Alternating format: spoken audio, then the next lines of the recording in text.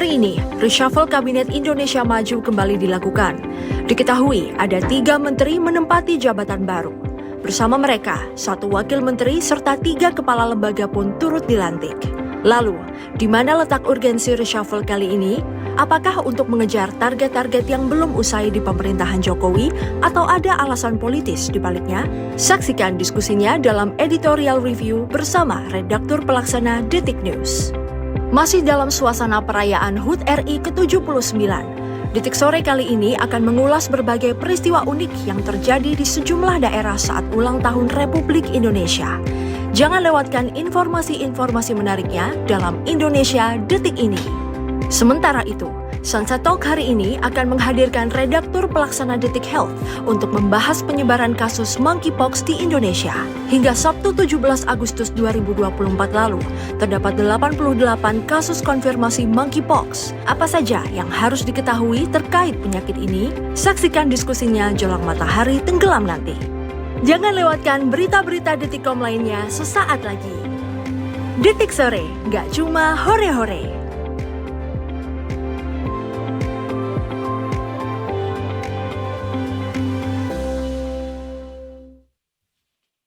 Dewi. No smoking. Area SPBU nanti tak panggang. Apa kabar Detikers? Halo. Aduh. Terima kasih Edo untuk pembukaannya yang membuka Detik Sore kita dengan sangat berbeda ya. Menggelegar ya. Kita kasih tepuk tangan lah biar nggak kaku-kaku banget ya. Itu salah satu lagu favorit kita kali ini di timnya Detik Sore. Judulnya Karena adalah Dewi No Smoking. tapi sebenarnya pesannya bagus ya. Bagus, jadi nggak boleh ngerokok kalau di dekat area Area SPBU. SPBU. Karena nanti tak panggang. Jadi yang bikin lucu tuh sebenarnya bahasanya ya. Bahasanya, video klipnya juga lucu Masa sih? Aku Iya. belum lihat lagi Iya. video klipnya. Anyway, kita di Detik Sore balik lagi bersama Anita Mae. Dan Eduardo Simorangkir di sini bersama-sama kita akan mengarungi jam-jam kritis menuju pulang kantor alias menuju ke jam 6 sore nanti, Detikers. Yes. Kita mau ngucapin juga untuk di awal pekan ini gitu ya Do ya. Kita mau kasih semangat. Gue kira mau ngasih pantun, mau ngasih puisi. Tadinya gue mau kasih pantun, tapi biasanya kan Edo tuh yang Dewi. tugasnya bikin pantun. Tapi tadi sepotong lagu tadi sudah cukup lah memberikan semangat gitu ya. Karena Senin ini rupanya di awal pekan ini di tengah-tengah bulan Agustus yang baru saja kita merayakan ulang tahun dari negara kita Republik Indonesia yang ke-79. Itu ternyata banyak banget hal yang terjadi hari ini. Ada yang sedih, terus ada yang happy juga. Sebenarnya ada yang bingung. Ada yang bingung. Yang sedih siapa? Kan ada yang nangis begitu Sertijab. Oh. Ada yang nangis berurai air mata tak mampu membendung kesedihannya gitu. Oh ya, yang happy? Ada yang happy ya pasti ada yang happy Dapat lah. jabatan baru ya. Iya. Oh iya. Bener-bener hari masih pagi tapi redaksi itu udah disibukkan sama rencana Presiden Jokowi akan melantik sejumlah menteri karena melakukan reshuffle hari ini dan sudah terbukti. Betul. Nah, jadilah tadi jam 9:30 pagi ya. Betul, ada 3 menteri, 1 wakil menteri dan juga 3 kepala badan. Iya, itu dia. Ada badan baru. Nah, Badan iya gizi. betul. Dan ada yang baru juga. Kalau tadi gue bilang ada yang sedih, ada yang happy, ada yang bingung. Yang bingung adalah kita. Yang bingung Dewi sih menurut gua. Kayak Yang out bingung of adalah nowhere tiba-tiba Dewi. masyarakat ya, karena kita kayak ada apa nih 2 bulan lagi ada sudah pelantikan presiden baru. Iya. Tapi ternyata 2 bulan sebelumnya ada reshuffle lagi. Ini reshuffle yang keberapa sih sejak Wah, udah banyak terpilihnya? sih 3 kalau Pak nggak salah ya. Jokowi itu membuktikan lagi-lagi Pak Jokowi adalah politisi yang sangat dinamis ya. Sangat handal. Iya, sangat handal, sangat dinamis. Terbukti dengan berbagai macam manuver yang dilakukan Pak Jokowi. Termasuk nih rekor nih. Kayaknya nggak pernah ada presiden yang bikin reshuffle dalam 2 bulan jelang berakhirnya masa Pelantikan, kepemimpinan betul, gitu. pelantikan presiden baru. Tadi juga gue nelpon dan ngobrol-ngobrol sama ekonom gitu ya. Mm-mm. Dari kacamata ekonom kayak gimana ngelihat reshuffle menteri di injury time kayak gini. Benar. Ada hubungannya nggak sih? Ternyata ekonom juga bilang ini nuansanya lebih ke politis sih. Kalau dari sisi ekonomi nggak banyak harusnya yang bisa dikejar dalam 2 bulan ini apa. Kayaknya nggak ada kebijakan yang bisa dibikin juga anyway. Mungkin melanjutkan apa yang sudah ada, mungkinkah? Ya kenapa nggak sama yang lama aja? That's Ya, why. jangan tanya sama saya dong. Jangan tanya sama Biasanya saya. orang kalau ganti pasangan tuh karena apa sih? Ya, beda konteks kayaknya ya, ganti pasangan. Kepentingannya berbeda ya, guys Kan ya. pasangan di Pasangan sejumlah apa kementerian. nih? Oh, kebetulan Tuh. saya belum pernah menjabat di kementerian, jadi saya tidak tahu apa Tahu ya. strategi politik di balik itu gitu kan. Iya. Nanti kita tapi akan ngobrolin itu sih. Iya, Kita akan ngobrolin itu di Iya. editorial review Detikers kita barengan sama Detik News nanti. Tentunya bersama dengan yang maha tahu, you know who. Nanti akan kita kabarkan orangnya. Yes. Dan oh iya, sekarang juga lagi berlangsung nih statement atau deklarasi ya, jelang Pak Ridwan Kamil menyatakan akan maju. Iya benar. Ini benar gak nih deklarasinya? Kemarin juga kan deklarasi tahu-taunya ternyata nggak jadi. Kan sebelum ini tadi ada breaking news, kayaknya masih berlanjut juga nih sekarang breaking news nih, tapi katanya Pak Ridwan Kamilnya belum naik, belum memberikan statement gitu. Iya, memang ini adalah kabar yang juga kemarin kita terima sih bahwa dikabarkan siang ini Pak Ridwan Kamil itu bersama dengan pasangannya akan dideklarasikan gitu untuk menjadi calon gubernur DKI Jakarta. Betul. Dan siang ini sore ini kita baru dapat kabar bahwa Pak Ridwan Kamil itu dan juga pasangannya Suswono kalau nggak salah itu mendeklarasikan dirinya. Nanti akan kita kabarkan secara lebih lengkap lagi karena memang kita masih menantikan laporan dari teman-teman di lapangan begitu ya. Dan juga ada, kalau kata Anita Maya, ada banyak hal yang terjadi di akhir pekan kemarin selain Indonesia juga Enggak, saya merayakan bilang 79 tahun di hari di awal ini. pekan ya. Nggak, maksud gue yang menyita perhatian juga adalah kembalinya Jessica Wongso dari Oh iya, jeruji benar. tahanan. Iya, hari ini ya. Kan kemarin kan, Iya, hari hari ini Minggu jadi ya kalau nggak salah. beritanya jadi banyak gitu. Iya. Terus bergulir beritanya dari menyoroti usia atau masa tahanannya yang terpotong lumayan banyak begitu kan. Bukan lumayan banyak banget. Iya banget. Sampai ada berita juga yang menyoroti kecantikannya. Katanya Betul. iya kan, katanya juga- dia jadi lebih cantik sekarang keluar dari Gua penjara nge-tweet kan gitu. di X, Jessica Wongso udah ketahuan belum pakai skincare apa selama di jeruji besi karena nggak berubah wajahnya tuh Cantik kayak banget. diawetkan gitu loh mukanya. Takut lagi. Ya. Tapi kalau baca komentar-komentar juga ada yang make a joke tentang coffee. Kavi oke Iya, ya. tentang Karena juga kopi. dulu waktu awal-awal kejadian itu berlangsung kan banyak yang bikin lelucon soal kopi itu sampai akhirnya dipakai tuh kalau misalnya pakai kopi Vietnam kan di kopi Vietnam kan lo akan Kenapa-napa? cabut gitu. Cabut gitu. dari dunia ini. Sampai akhirnya orang banyak yang ini takut minum kopi Vietnam, tapi gue sih tak percaya bahwa hidup dan mati itu hanya di tangan Allah Subhanahu wa taala. Udah login Anda. Login apa log out? Bineka Tunggal Ika lah pokoknya. Iya, oke deh. Detikers. Nah, selain dari kabar reshuffle menteri yang akan kita bahas bersama nanti dengan Detik News, juga akan ada video-video menarik. Kita akan bahas skor 17-an kemarin karena banyak, jujur ya, setiap 17-an tuh ada banyak sekali video-video lucu, lomba-lomba 17-an di berbagai daerah di Indonesia. Benar. Ada yang lucu tapi ada juga yang aneh-aneh sampai bikin geleng-geleng kepala juga. Iya Yang nggak sih? ibu-ibu Iya, yang ibu-ibu. Pisang. Terus yang Tahu yang kan? itu. Terus ada juga ada lagi yang sampai ini deh pokoknya maksudnya kayak nggak masuk akal nih. Kok sumpah ya, bisa sih gue masih orang-orang belum bikin kayak bisa, gini gitu. gue belum menelusuri sih yang soal yang pisang itu. Hmm. Tapi itu parah banget sih. Benar. Itu parah banget. Sebenarnya kita pengen menyoroti sebenarnya yang seru-seru aja. Apalagi Iya. kalau bocil-bocil yang ikut, ya ampun. Jadi, Bocil-bocil itu. Ada anak dari teman kita di content creator Vanita Dewi Prasiwi, dia anaknya ikut lomba makan kerupuk tuh lucu banget, ada videonya. Jadi makan kerupuk itu kan digantung ya, ada plastiknya. Tapi anaknya dengan santainya mengambil kerupuk itu kemudian dimakan. Umur berapa? 3 3 tahun kayaknya. Oh iya, lagi lucu-lucunya itu ya 3 tahun. Jadi nggak didiskualifikasi, dibiarkan aja Dibiarin ya, aja. ya. Karena Anak buat bawang kayaknya, ya anak kayak buat emas ya. seru-seruan, ya. Benar. Dulu waktu kecil atau terakhir kali ikutan lomba 17-an kapan? Aduh kapan ya? SMP deh kayaknya. Serius, terakhir. Iya. SMP? Mm. Ikutan lomba apa? Gue pernah ikut lomba masukin kelereng dalam botol. Oh iya, masih gitu. ini ya apa? Paku dalam botol. Masih yang Umum lah tradisional ya, banget lah. umum ya, Iya, yang iya. tradisional banget. Tapi kalau sekarang kan ini udah jarang yang mainin kayak lomba bakiak, terus lomba-lomba yang lain tuh kan udah jarang yang orang yang mainin Iya, kalau iya, nggak iya. 17-an kan.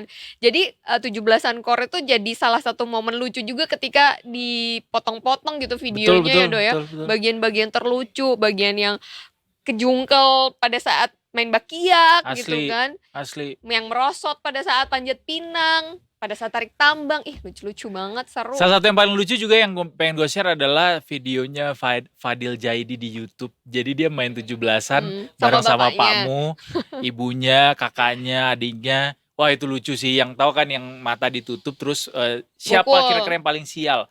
Pakai apa sih? Botol plastik yang diisi air sedikit terus digantung terus dilempar iya, gitu siapa iya. terus mencoba menghindar dengan tutup mata. Lucu Lucu Pak. banget. Kalau si Fadil itu kayaknya apapun video yang dia bikin Iya, sama lucu, bapaknya aneh lucu-lucu banget tuh. deh. Bapaknya Aneh banget lagi itu. polos banget ya, polos lucu. Asli. Walaupun itu mungkin Pakmu. gue kadang-kadang kayak ini mungkin settingan ya, tapi walaupun settingan tapi Tetep bagus lucu. gitu. Lucunya genuine. Jadi Pernah lihat dia aneh banget endorse keluarga itu nggak sih? Baju-baju cewek sama iya bapaknya. itu banyak di TikTok ya. ampun, lucu banget mereka. Lucu. Tapi Sehat-sehat Pamu sama Fadil. betul, amin. Tapi yang lebih lucu lagi sih, ini nggak lucu sih, tapi ya mudah-mudahan bisa dikelola dengan baik ya Detikers ya. Bahwa ternyata ini ada informasi kita dapat bahwa Presiden terpilih Pak Prabowo Subianto kabarnya bakal menarik utang baru sebanyak 775,9 triliun pada tahun 2025 mendatang. Ini tercantum dalam buku 2 nota keuangan beserta RAPBN 2025. Kita dapat dari dokumen tersebut begini tulisannya. Kebijakan pembiayaan dalam rangka menutup defisit anggaran dilakukan dengan tetap menjaga pembiayaan utang dalam batas yang aman dan manageable, serta mengoptimalkan pembiayaan non-utang. Berdasarkan dokumen tersebut, pembiayaan utang utamanya akan dipenuhi melalui penerbitan sejumlah instrumen surat berharga negara yang nilainya 642,6 triliun, banyak banget. Kemudian melalui pinjaman neto senilai 133 triliun dan juga ada pinjaman luar negeri juga. Total pembiayaan utang tahun depan ini melonjak sampai 222,8 triliun dari outlook pembiayaan utang tahun ini yang sebesar 553,1 triliun. Memang kalau kita lihat APBN, posturnya APBN kita tuh defisit primer kita itu selalu pendekatannya adalah gali lubang tutup lubang. Supaya bisa bayar utang jatuh tempo tahun depan, kita gali lubang lagi dengan terbitkan surat utang baru. Mudah-mudahan panjang umur ya negara kita, 79 tahun kali 10, 100, 1000 walaupun dengan utang. Ya. Amin. Ya meskipun kita belum tentu merasakan sampai ke sana ya, Kali 10 kali 100 itu ya. Ya buat anak-anak cucu kita lah. Yes. Semoga juga alasan Pak Jokowi buru-buru bikin Badan Gizi Nasional juga untuk anak cucu kita nanti ke depannya. Oh iya. Supaya masa depannya ya terkait dengan gizi tidak ada stunting lagi gitu kan Betul. ya. Jadi Pak Presiden Jokowi kan sudah resmi melantik Dadan Hindayana sebagai Kepala Badan Gizi Nasional, dan instansi baru ini Detikers emang kesannya diburu-buru nih dibuat demi melancarkan program makan bergizi gratis gitu. Jadi dari Perpres 83 tahun 2024 ini yang menjadi dasar aturan instansi ini baru ditekan 15 Agustus dan hari ini di 19 Agustus 2024 Pak Jokowi langsung menunjuk Kepala Badan Gizi Nasional dan beliau pun menjelaskan maksud dari pembuatan instansi baru ini memang membenarkan instansi ini dibuat khusus untuk menjalankan program prioritas Presiden terpilih Prabowo Subianto yaitu makan bergizi gratis. Begitu. Jadi memang aturan ini dibuat demi melancarkan program dari tongkat estafet berikutnya, pembangunan berikutnya kepada Pak Prabowo. Iya, baik banget Pak Jokowi itu ya, ngasih karpet merah untuk presiden selanjutnya. Sibuk banget, padahal masa jabatan belum berakhir. Badan Gizi Nasional ini sendiri belum punya kantor sebenarnya. Jadi walaupun udah dilantik, udah punya kepalanya tapi belum punya kantornya. Mudah-mudahan cepat Numpang dapat. kemana dulu nih kantornya Iya, mudah-mudahan nih? cepet dapat kantor ya Pak Dadan Hindayana ya. Kita doakan bersama. Nanti kalau udah ada kantornya, boleh deh kita diundang mampir ngopi di sana. Mau kan? Mau Dong. lah, kita Tapi ngobrol-ngobrol. kopinya jangan Vietnam ya. Ya nggak apa-apa juga lah kalau Vietnam, kalau aman sih. Ya kan jauh ke Vietnam. Oh iya betul.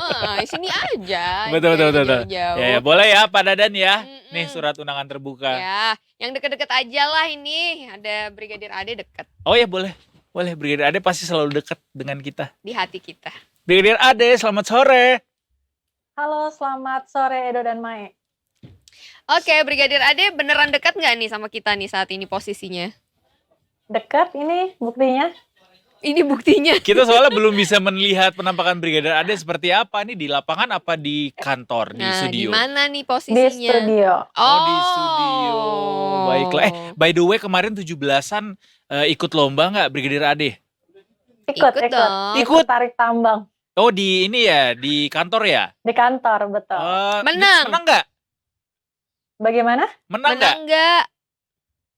Bagaimana Edo dan Mae? Mohon maaf. Menang nggak? Menang. Oh, Wes, Alhamdulillah. menang. Mantep. Rupanya cuma 2 tim. Kayaknya perlombaan itu sengaja dibuat ini ya, Supaya Brigadir Ade menang. supaya Brigadir Ade menang begitu. Wih, Hadiahnya ini apa dia. Brigadir Ade kalau boleh tahu? Kalau kita dulu kan buku Buku tulis, tulis, pensil, buku gitu-gitu. gambar, pensil warna. Kalau ini kali ini hadiahnya apa? Jalan-jalan ke Pulau Seribu nggak? Cakep Bagaimana Edo dan Mae? hadiahnya. Mohon maaf. Kayaknya suara gua nggak Hadiahnya kemarin kebetulan dapat pel-pelan. Bermanfaat untuk di dilihat. Oh, rumah. kain pel, mantap. Mantap, itu bagus banget. Disuruh rajin di rumah ya. Untuk kebersihan rumah. Baik, kalau begitu silakan Brigadir Ade dengan laporannya. Baik, terima kasih Edo dan Mae. Selamat sore Detikers, dengan saya Brigadir Ade Sintia hadir untuk menginformasikan arus lalu lintas terkini melalui pantauan CCTV Korlantas Polri. Dan langsung saja CCTV pertama kita menuju ke kawasan JPO Jam Sostek Jakarta Selatan, di mana kondisi arus lalu lintas pada sore hari ini dari arah Pancoran yang akan menuju ke arah Semanggi, dari jalur tol dalam kota maupun dari jalur arteri, arus lalu lintasnya terpantau ramai lancar, begitupun dari arah sebaliknya. Dan meskipun arus lalu lintas di kawasan ini masih terpantau lancar, kami menghimbau bagi pengendara untuk tetap menjaga batas kecepatan maksimal kendaraan Anda. Dan selanjutnya kita bergeser menuju ke kawasan flyover Simpang Grogol, Jakarta Barat. Kondisi arus lalu lintas dari arah Jalan Raya dan Mogot yang akan menuju ke Jalan Letjen Supratman. Arus lalu lintasnya terpantau ramai lancar, begitupun dari tol dalam kota dari arah Pluit yang akan menuju ke arah Tomang. Ataupun sebaliknya, arus lalu lintasnya juga terpantau kondusif lancar. Dan kami menghimbau bagi pengendara yang melintasi jalur tol dalam kota untuk tidak menggunakan bahu jalan sebagai lajur kendaraan Anda dan juga cek kembali kondisi fisik kendaraan Anda. Dan selanjutnya kita bergeser menuju ke kawasan Bundaran Pondok Indah, Jakarta Selatan. Kondisi arus lalu lintas dari arah Lebak Bulus yang akan menuju ke arah Blok M ataupun Fatmawati, arus lalu lintasnya terpantau kondusif lancar, begitupun dari arah Lebak Bulus yang akan menuju ke arah Bintaro juga terpantau kondusif lancar. Dan kami pun menghimbau bagi pengendara yang akan melintasi kawasan ini untuk antisipasi adanya pertemuan arus. Dan yang terakhir, kita menuju ke kawasan exit tol Bekasi Barat. Kondisi arus lalu lintas dari arah gerbang tol Bekasi Barat yang akan menuju ke arah Pekayun ataupun Kalimalang, arus lalu lintasnya terpantau ramai lancar, begitupun dari arah Pekayun menuju ke arah Kalimalang ataupun Jalan Ahmad Yani juga terpantau kondusif lancar, dan terlihat bahwa perlambatan kecepatan kendaraan terjadi hanya menjelang traffic light. Selepas traffic light, kendaraan dapat melaju dengan kecepatan normal. Dan terlihat bahwa di kawasan ini banyak dilalui oleh kendaraan angkutan barang. Kami menghimbau bagi pengendara untuk menjaga jarak aman dengan kendaraan tersebut. Dan demikian informasi yang dapat kami sampaikan. Dan bagi Anda yang ingin mendapatkan informasi tentang kondisi arus lalu lintas ini, Anda dapat menghubungi call center kami di 1500669 atau dapat melalui SMS Center di 9119. Stop pelanggaran, stop kecelakaan keselamatan untuk kemanusiaan, Indonesia tertib dan salam presisi. Demikian Brigadir Ade Cynthia melaporkan. Selanjutnya kembali kepada Edo dan Maya di studio.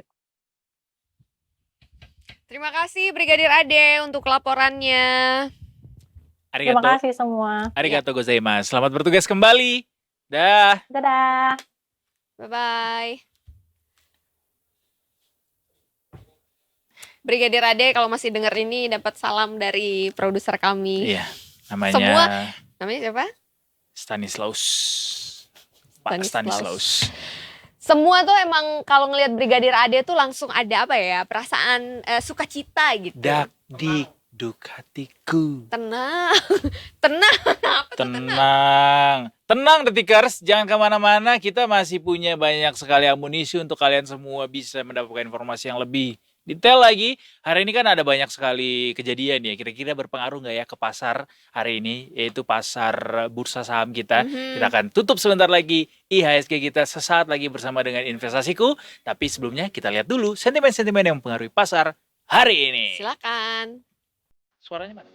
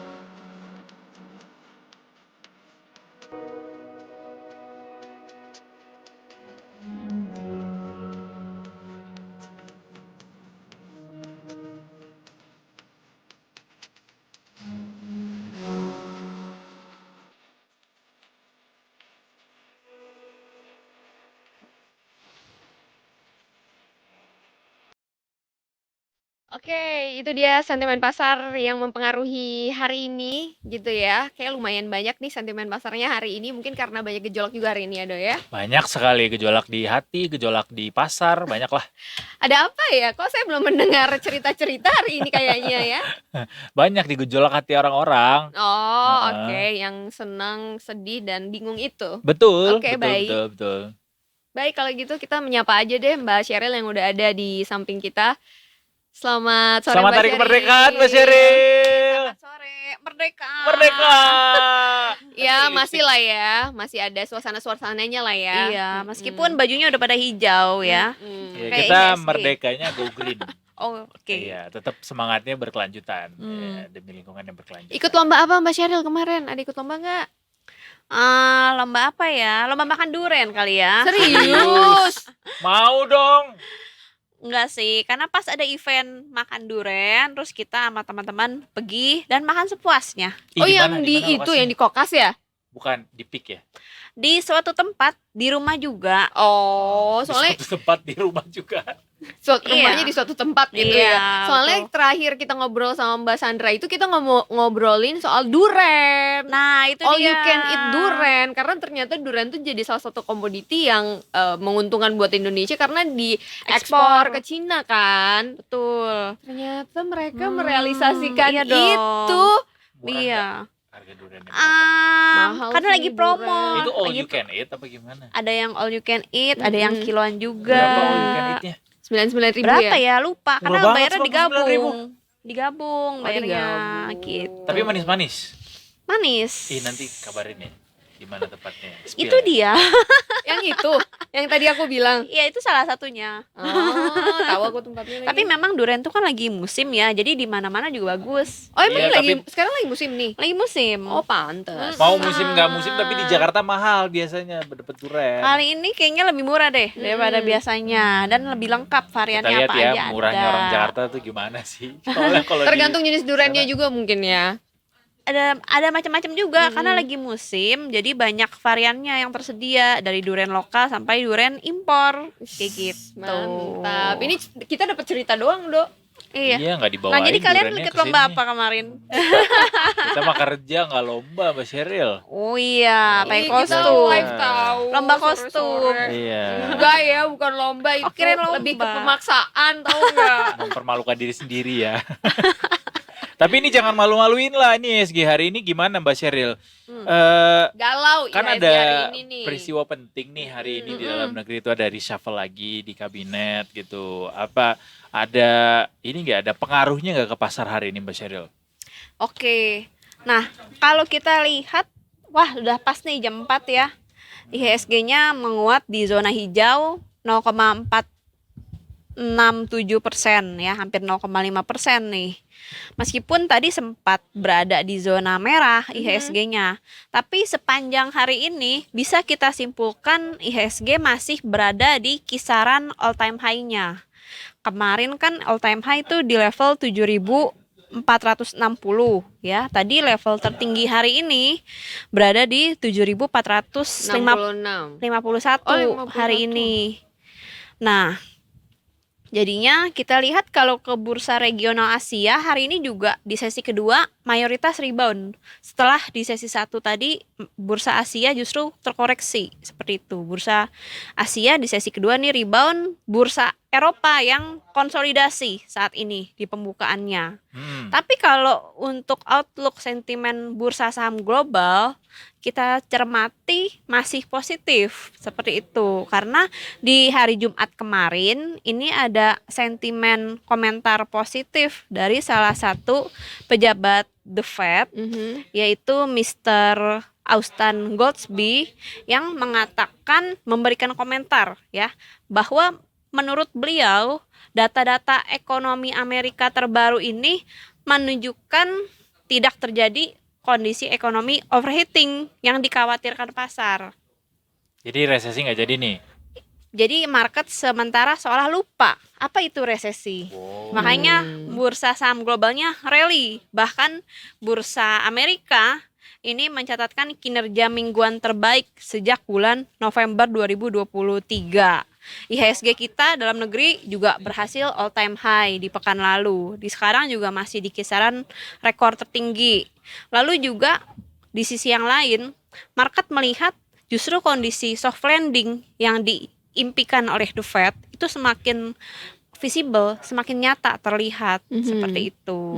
Dan juga untuk ekspektasi pemangkasan suku bunga The Fed di FOMC bulan depan yang semakin dekat ini, Ya. itu juga semakin bulat ya probabilitasnya ke 100% dong.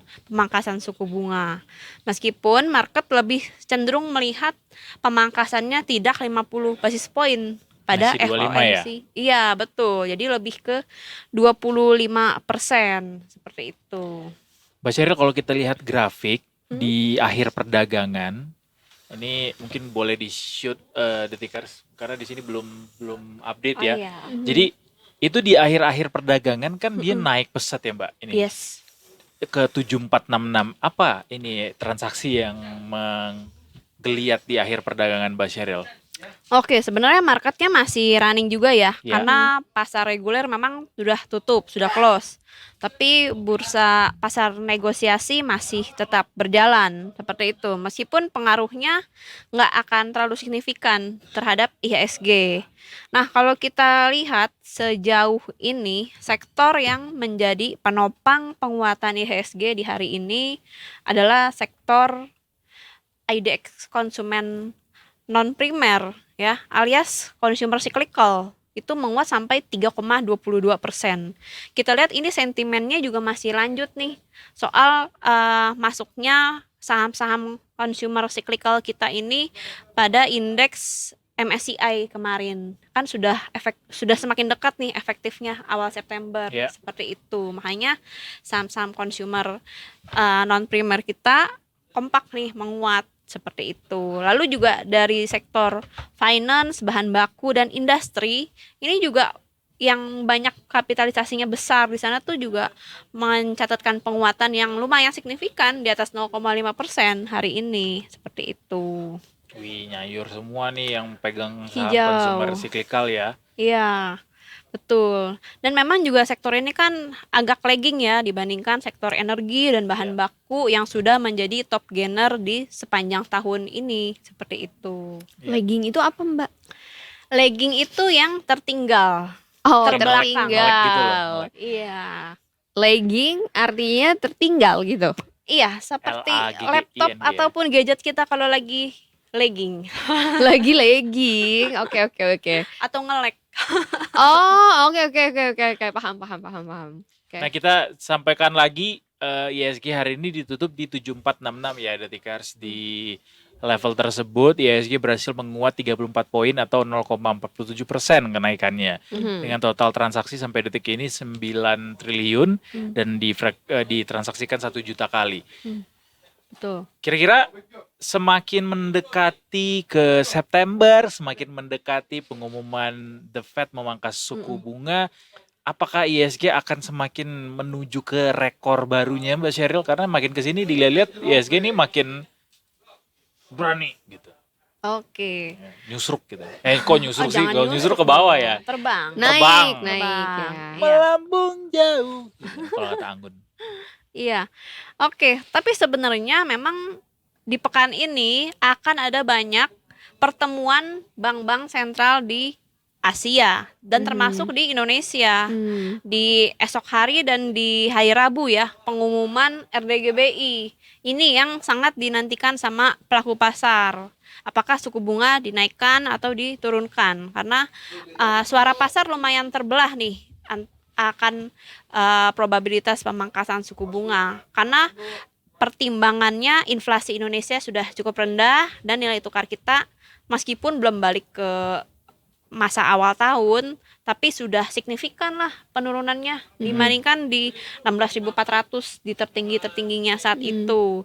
Tapi di sisi lain juga secara historical bursa saham Bank Indonesia tidak memangkas suku bunga, mendahului Bank The Fed, Bank Sentral Amerika. Jadi ini suatu hal yang dicermati pasar juga, apalagi hari ini Pak Jokowi, Pak Presiden baru melantik menteri-menteri baru. Ini juga masih nih dicermati sama pelaku pasar, seperti apa kebijakan lanjutannya, seperti itu. Tapi nggak langsung direspons hari ini ya sama Masih pasar ya? dicerna ya sama market. Makanya kita lihat juga transaksi agak sepi ya, di bawah rata-rata.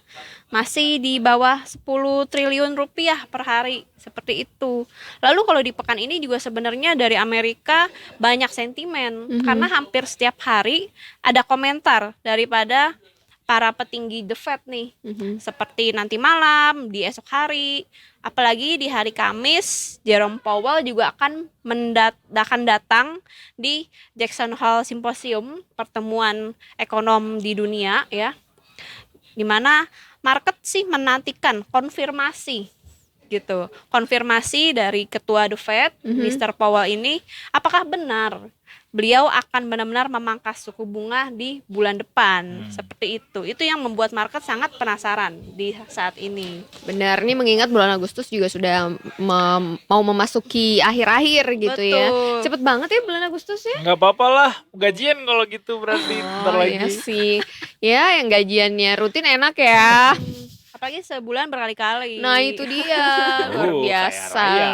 Bukan lagi Edo. Cie yang gajiannya tiap minggu. Siapa ya? Mbak Sheryl ya? Mbak Mai. Amin. Amin ya Allah, amin. Nih ngomong-ngomong gajian yang punya value tinggi juga emas nih Mbak. Katanya cetak rekor lagi harga emas nih. Iya nih. Kenapa cetak rekor mulu ya, Mbak? Iya, jadi memang kita perhatikan beberapa pekan terakhir ini indeks dolar Amerika itu cenderung melemah seiring ekspektasi pemangkasan suku bunga di bulan depan yang semakin real, semakin visible bagi mata investor. Lalu juga kita lihat pelaku pasar juga mencermati ketegangan yang ada di Timur Tengah. Apalagi dari White House, dari Gedung Putih Amerika memberikan peringatan bahwa Iran ini akan melakukan serangan balik pada Israel di beberapa hari ini. Makanya emas sebagai instrumen safe haven atau pelindung nilai itu banyak diminati pelaku pasar seperti itu. Makanya harganya all time high terus seperti itu. Iya. Karena jujur takut kalau emas tuh lagi naik harganya berarti kondisi dunia lagi gonjang-ganjing gitu. Betul, biasanya memang emas itu cenderung diburu saat ketidakpastian tinggi, saat ketakutan tinggi di pasar. Tapi untungnya ya bursa saham kita terus rally, bahkan all time high. Biasanya karena korelasinya negatif antara pasar modal dan emas. Kontradiktif biasanya Kontradiktif. Mbak ya. Jadi kalau lagi tinggi harganya ini pada dijualin gitu Kebalikan ya. biasanya, tapi kali ini enggak. Kita lihat kayaknya pelaku pasar nih sudah mulai diversifikasi. Nggak investasi di Nggak satu hanya di instrumen satu ya. instrumen saja, tapi dibagi-bagi resikonya seperti itu. Itulah pentingnya belajar bagaimana mengelola investasi. Setiap Rabu kita belajar sama Pak Firman. Ya kan? Oke, betul Betul, banget. Mau nggak gantiin Pak Firman nanti Kak? Kapan-kapan? Isi hari Rabu. Iya. Enggak mau gantiin. Maunya menambahkan saja. Oh jadi berdua gitu narsumnya. Pak Firman hari Rabu, aku kan setiap hari. Oh iya. Tolong jangan tambah kerjaan saya ya kata Mbak Sheryl Enggak, gitu. sekali-sekali boleh mingguan. Serba Sekali salah boleh. beliau. Ya udah deh. Ya. Terima kasih banyak. Satu lagi dong kalau gitu Oh untuk iya, besok. Untuk besok. Oh, untuk seperti besok. apa?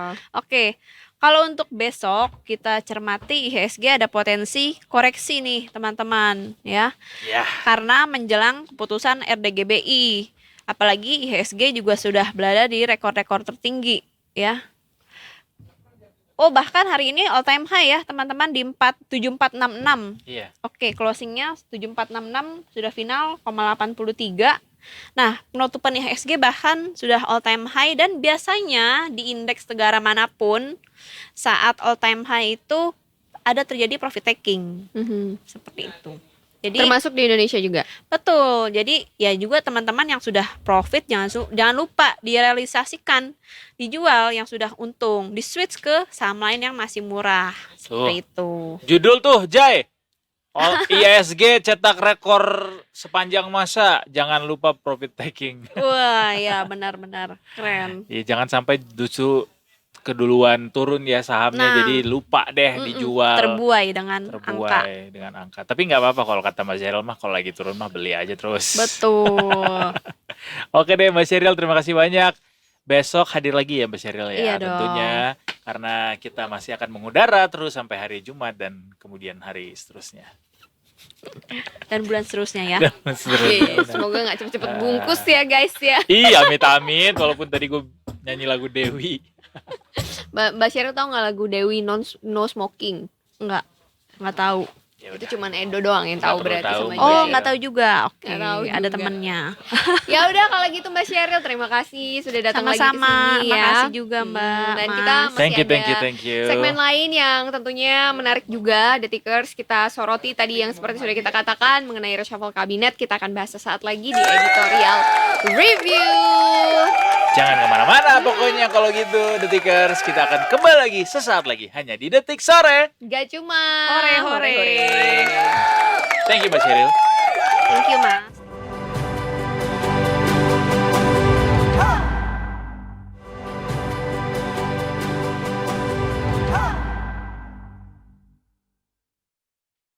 Mana? Tuh, agak kesini dikit. Ganti, guys. Wih,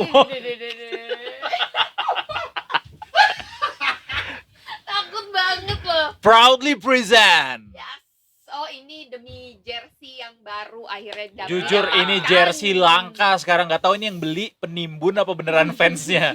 Kita coba tanya Mas Torik ya, Mas, tahun berapa MU didirikan? Oh enggak, saya fans baru, fans karbitan. Saat MU lagi terpuruk, saya mulai suka. Serius? Oh masa? Iya, Nggak karena dia kena mungkin. Ronaldo aja. Nggak mungkin. Tadi mah saya nggak suka sama MU. Oh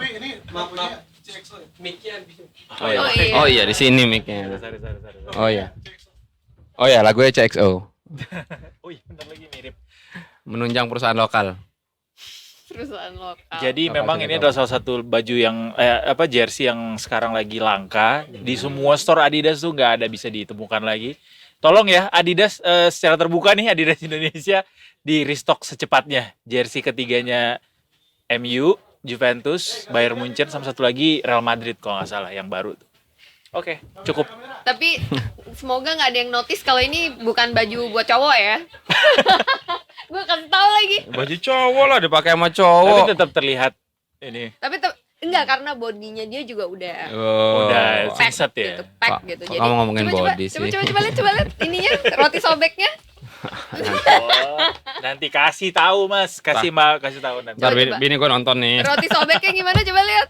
Enggak kan biasanya kalau pakai jersey kelihatan gitu. Enggak dong. kan. Ini karena Emang bajunya dia ketat. kostum superhero. Enggak, karena dia Enggak. bajunya agak ketat. Gue pakai spandek. Udah, kita balik ke Kita kembali ke laptop ya, The Topik. Thinkers. Kembali ke topik. Ini adalah Mas Torik buat yang Yes. mungkin baru pertama kali nonton beliau Nggak di sini. mungkin. Ratelnya The Nggak Thinkers. mungkin. Hari ini kita bahas banyak hal tentang politik karena memang sangat banyak manuver nih dilakukan sama Pak Jokowi. Lo setuju nggak ini adalah salah satu manuver Pak Jokowi? Reshuffle kabinet di ujung injury time. Tidak. Ini adalah transisi pemerintahan paling mulus di Indonesia yang pernah ada. Gila. Mulus. Bayangkan Di dunia bahkan kayaknya ya. orang mungkin bisa jadi ya di Iya. dunia ya. Kita harus riset lebih jauh. Bayangkan dari ya bisa kita lihat lah ya dari Soekarno ke Soeharto kita tahu apa yang terjadi. Iya, iya. Soeharto ke Habibie kita tahu juga apa yang terjadi, sangat besar. Bahkan dari Habibie ke Gus Gus Dur. Dur yaitu menandai era demokrasi kita lah ya dengan yang lebih dengan pemilihan presiden walaupun masih dengan perwakilan. Lalu dari Megawati ke SBY kita tahu ada drama-drama dulu sebelumnya. Betul, Ada betul, air betul. mata bla bla bla. Dari Pak SBY ke Pak Jokowi juga oke, lumayan smooth walaupun tidak jembatannya juga sudah ada Badan Transisi Nasional waktu Tidak itu dan sesmooth lain-lain. ini tapi. Tapi yang ini sangat smooth. Ini Bahkan sangat presiden existing yang sedang Iya. menjabat menyiapkan arsitektur Mhm. bangunan pemerintahan Iya, untuk iya, pemerintahan iya. selanjutnya di masa jabatannya. Iya, iya, Kan iya. luar biasa sebenarnya. Hmm. Ini pengejawantahan kata lanjutkan yang kemarin dikampanyekan oleh Prabowo Gibran. Itu artinya apa buat demokrasi kita? Untuk transisi pemerintahannya oke banget. Ini kan mulus ya, dan ini sebenarnya kedewasaan demokrasi sih di satu sisi ini ya. Walaupun ada aja ntar kritik yang melihat bahwa ini juga bisa dibilang game of power dan segala macam, tapi ini bagus sih untuk itu kita. Jadi nanti Prabowo kurang lebih menjabat enggak dari nol gitu kurang lebih mulainya. Hmm. Bisa kita lihat pejabat-pejabat yang sekarang baru menjabat kemungkinan juga gak akan geser kemana-mana. Tapi gini Mas, yang selalu jadi pertanyaan kan pada akhirnya ketika transisi itu dilakukan kan yang jadi pertanyaan, ini pasti ada visi misi sendiri-sendiri pada akhirnya kan. Berganti kepala pemerintahan, ganti visi, ganti misi. Nah, kalau ini kan harusnya visinya sama, Mas, misinya sama. Makanya transisinya juga dibikin semulus itu kan. Kepengennya adalah outputnya jadi lebih bagus gitu. Ya. Nah, ketika dibikin kayak gini, outputnya nanti akan lebih bagus nggak? Prabowo punya visi, kalau untuk menjawab bagus apa enggak kita tunggu waktunya. Tapi visinya kan jelas lanjutkan. Beberapa hal peninggalan Pak Jokowi dilanjutkan. Lalu ditambahkan dengan visi Prabowo sendiri. Kalau yang kita lihat secara garis besar soal pangan dan soal energi nantinya. Nah ini kan di Jokowi sudah disiapkan infrastrukturnya, Prabowo melanjutkan dengan pangan dan energi, pengembangan SDM-nya. Ya kita lihat nanti. Tapi di penyiapan sekarang ini kan bisa dilihat sepanjang Prabowo setelah terpilih ya sebagai capres terpilih setelah 14 Februari, Pak Jokowi sudah 3 kali melakukan reshuffle kabinet. Yang pertama itu ada di bulan Juli ya? akhir Juli itu Februari kedua kalau ya? nggak salah. Akhir Iya. Februari itu Mas AHY dan Pak Hadi Cahyanto masuk. Mungkin ini belum terkait langsung dengan Pak Prabowo ya, karena waktu itu ada kebutuhan. Tapi yang selanjutnya reshuffle Wamen, Pak Wamen Sudaryono sebagai Wamentan, lalu Thomas Jiwandono sebagai Iya, iya. Wamenkyu, dan satu lagi Wamen Investasi, saya lupa namanya. Paling nggak yang dua ini kan bisa kita notice ini kebutuhan Pak Prabowo di masa depan. Mas Thomas Jiwandono untuk menyusun sinkronisasi anggaran ke depan, dan Wamentan juga untuk menyelaraskan dengan visi pangan, terutama soal makan gratis. Dan yang sekarang yang ketiga, reshuffle ketiga ada Menkominfo. ya ada Menkumham yang baru dari Menkumham Gerindra. yang baru Ini juga. kan juga berarti kebutuhan dari Gerindra atau Pak Prabowo. Lalu Pak Bahlil pindah dari Menteri Investasi ke SDM. dan Pak Rosan yang kita tahu adalah ketua tim sukses Prabowo TKN, Gibran masuk ke Kementerian Investasi. Mhm. Lalu Ya. ditambah lagi Wamenkominfo-nya. Ya Angga Raka Prabowo, bahkan namanya ada Prabowo-nya itu kan kurang Prabowo apa lagi ini. Yang ini adalah orang dekat Prabowo, salah satu kalau bisa dibilang itu Jeda ya mungkin ya, jedanya Prabowo, orang dekatnya Prabowo yang selama ini mendampingi Prabowo. Jadi diakomodir semuanya. Mhm. Ada juga pembentukan badan baru, badan Badan Gizi. badan Badan gizi, betul. yang ini nanti sangat berkaitan erat dengan makan gratis, dan Mhm. satu lagi kantor komunikasi kepresidenan. Ya. Ini badan baru. Kan Untuk mungkin mengawal influencer-influencer itu ya. beda presiden beda gaya ya. Kalau Iya. Pak Jokowi kan mungkin bisa di doorstop. Jadi walaupun punya jubirnya kebanyakan tidak terlalu banyak tampil mungkin waktu itu ya. Ya. Nah, kalau Pak Prabowo mungkin dengan gaya yang berbeda, nanti badan komunikasi kantor komunikasi presiden ini yang akan banyak tampil untuk menjelaskan program-program pemerintah. Oke. Ini gitulah. Oke. Anda kayak mau ngomong aja jadi dari tadi. Prabowo lagi ke Australia. Kungker deh, kungker. Oh. Ya, Kungker. Oh enggak lah. Ada jadwal. Ya sengaja jelas. Ada jadwalnya soalnya. Enggak, tadi aku mau nanya, ini kan tinggal 2 bulan lagi nih ke Oktober nih. Jadi ada target tertentu nggak nih di balik keputusan reshuffle yang ketiga ini gitu? Kalau Karena kan- tadi diungkap oleh Mas Angga Raka Prabowo, Pak Jokowi pesannya percepatan. Mhm. Berarti kalau kita bisa terjemahkan nih percepatan pemerintahan selanjutnya. Jadi disiapkan dulu dasar-dasarnya. Begitu Oktober dilantik, udah nggak ada kita susun-susun Proses, dulu. nggak ada proses Kayak gitu-gitu panjang langsung lagi. langsung lari buat kerja. Sat-sat ya. Betul. Oh. Kok satu-satu Anda pendukung tim sebelah kayak satu-satu ini? Apaan? Kan nggak Udah pakai yang bilang selanjutnya. satu Selanjutnya kan doang. ada yang lain kan ada Oh, iya. tas-tas-tasnya. Itu cuma bilang satu doang ya, cepet gitu. Ini ada kemungkinan artinya menteri yang sudah dilantik hari ini tidak diganti di kabinet selanjutnya? Informasinya sih yang kami tangkap beberapa seperti itu. Misalkan seperti Kementerian Menteri Pertanian Amran Sulaiman dengan paketan wamentannya kayaknya nggak akan berubah. ATR walaupun kemungkinan Mas AHY pindah kementerian, tapi kementerian akan tetap di Demokrat kemungkinan besar. Oh gitu. Ya, yang Nama lain- menteri berarti Demokrat. Nambah menteri. Kan katanya original 4 itu isunya original pendukung Prabowo akan mendapat 4 kementerian kursi menteri. Selaras ya dengan sebentar lagi akan tayangnya Fantastic Four ya tahun depan ya. Oke. Masuk. Iya. Berarti walaupun masih banyak kursi menteri lainnya yang masih akan diotak-atik ya. Kalau Masih. gua nanya ke ekonom tadi, memang tendensi pergantian menteri di injury time ini, quote and quote, itu lebih banyak tendensinya lebih ke pertimbangan politik ya Mas. Iya, jelas. Karena nggak jelas. Ini- mungkin akan ada kebijakan kalau yang bisa dibikin efektivitas gitu kayaknya dua, enggak deh. dua Kayak bulan efektivitas. doang. Enggak mungkin ada kebijakan produktivitas. Mm-mm. Tapi kayaknya pasar menangkap positif ya. Rupiah menguat kabarnya. Kebetulan. Kalau tadi kita nanya sama investasi, gimana? Enggak, Mang. Kebetulan. Mungkin kebetulan, mungkin. Oh. Jadi Edo tidak menangkap ada kaitannya dengan manuver hari ini. Saya tidak bilang begitu. Mungkin. Apa tadi pertanyaannya? Enggak ada. Nggak jadi. Ya ini sih keputusan politik ya tujuannya lebih banyak ke transisi sih.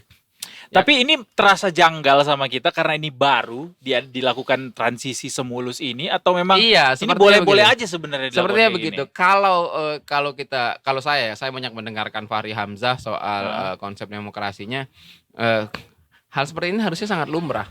Jadi saat pemerintahan yang ada mendeklar seseorang untuk jadi capres dan jadi penerus dari visi pemerintahan sekarang ini, ya itu memang akan di treatment sebagai penerus. Seharusnya begitu. Lalu kalau ada yang tidak setuju dengan visi yang sekarang, ya silahkan keluar untuk menjadi lawan tanding di pemilu gitu kan. Nah ini kan treatmentnya inilah pemenang dari sisi pemerintahan yang ada sekarang. Menurut saya memang prosesnya baik seperti ini. Disiapkan lebih dulu, jadi jangan sampai ada kegagapan dari pemerintah baru. Kan yang rugi kita juga. Kita pengennya pemerintah baru lari kencang. 20 Oktober langsung cus. Nah, nggak pakai Jadi satu-satu. terlepas dari keputusan politik kah atau apakah, yang pasti ini tidak ada aturan yang dilanggar Sejauh ini tidak dan ada sih. disalahi, ya memang ini gaya baru yang bisa diambil gitu Ya, walaupun ada kritik dari PDIP, kalau dari Bang Deddy Sitorus bilang kan bahwa ini cara Jokowi untuk mengendalikan Prabowo juga memposisikan orang-orangnya. Tapi kan kalau yang kita lihat yang ditaruh lah Andi Aktas, Gerindra, Angga Raka Prabowo, Gerindra.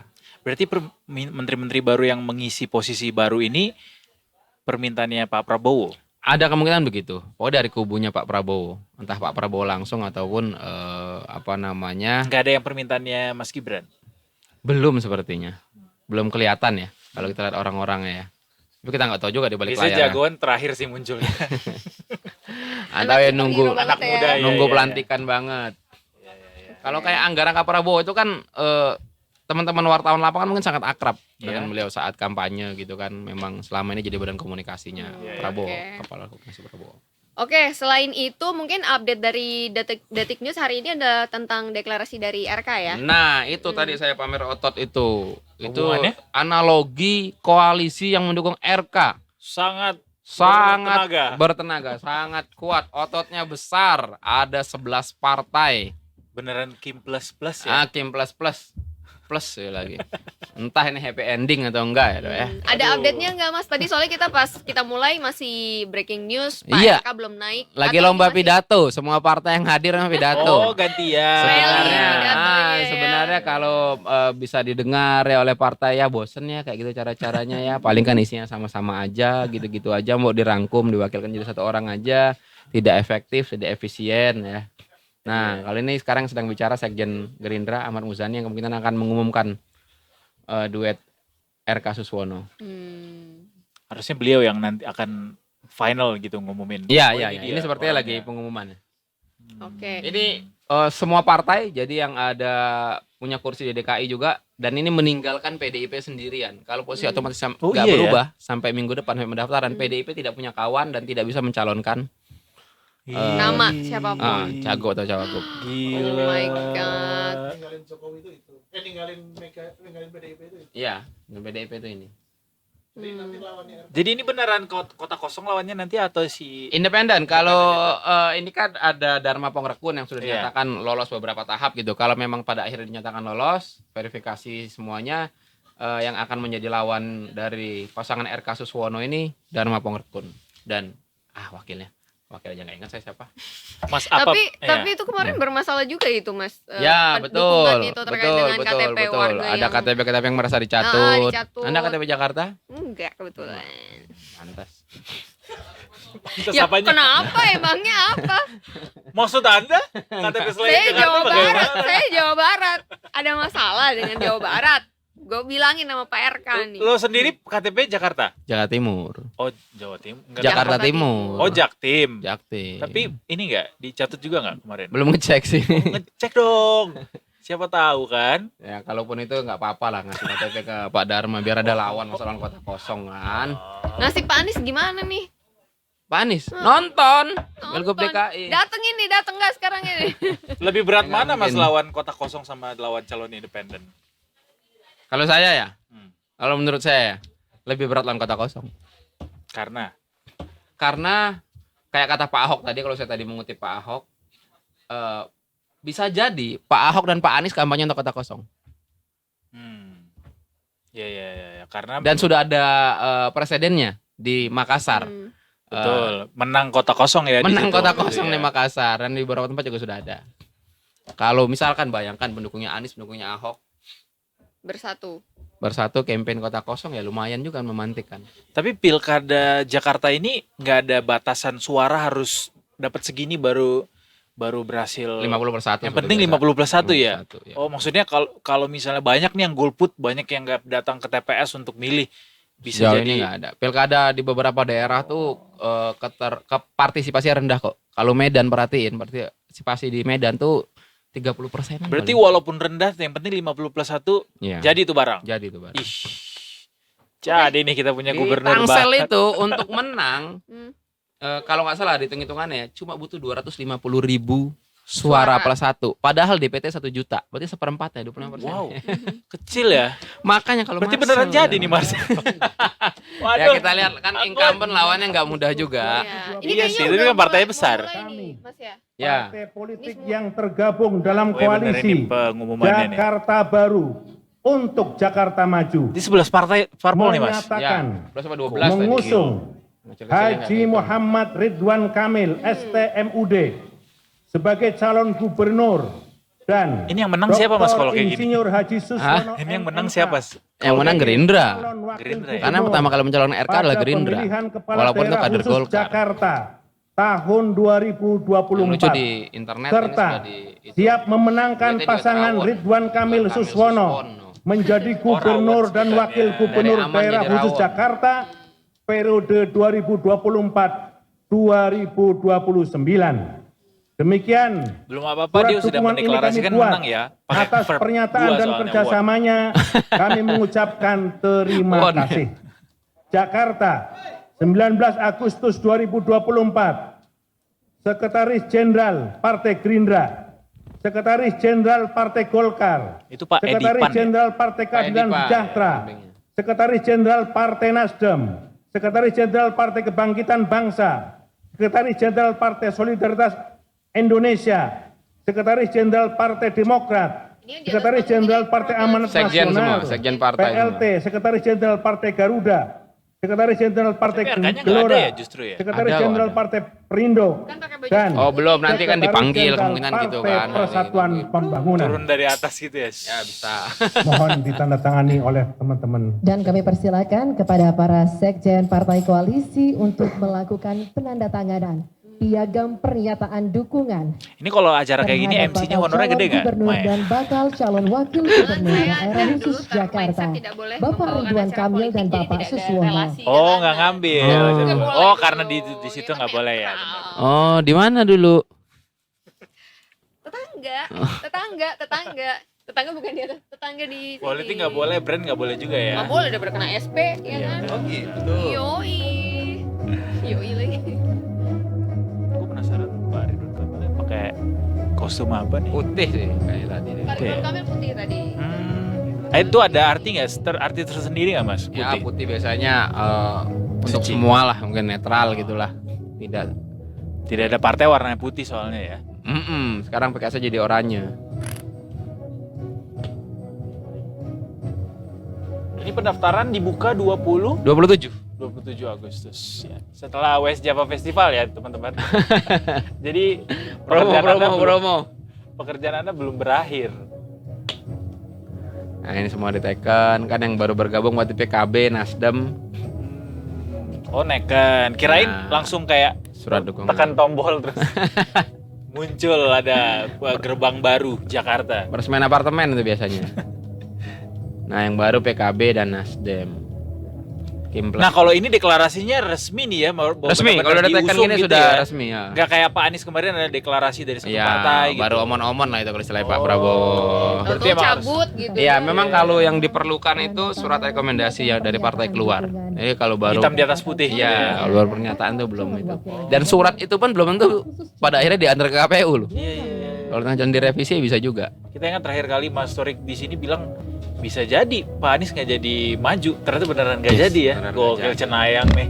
Gil. Jadi siapa Menteri Keuangan selanjutnya? Wamennya sih Thomas Juwandono. Udah pasti itu ya. Kemungkinan kalau nggak ada Bangkir. Bangkir. Bangkir. Edo udah tahu lah pasti. Tapi kan Pak Prabowo yang menentukan. Betul. Kalau lagi kayak gini semua hal bisa terjadi. Nah, ini Bang Fahri Hamzah. Oh Fahri Hamzah sekjen Gelora. Gelora. Bisa bersatu Enggak sih, semua harusnya gini PLT. ya, tinggal PDIP. Tinggal PDIP doang, sendirian. PDIP doang bilang apa Mas sendiri. dengan ini dideklarasikan? Wah, saya yang Belum ada ini ya? terbaru belum, tapi udah ngomong sih kemarin Mas Hasto. Tapi ini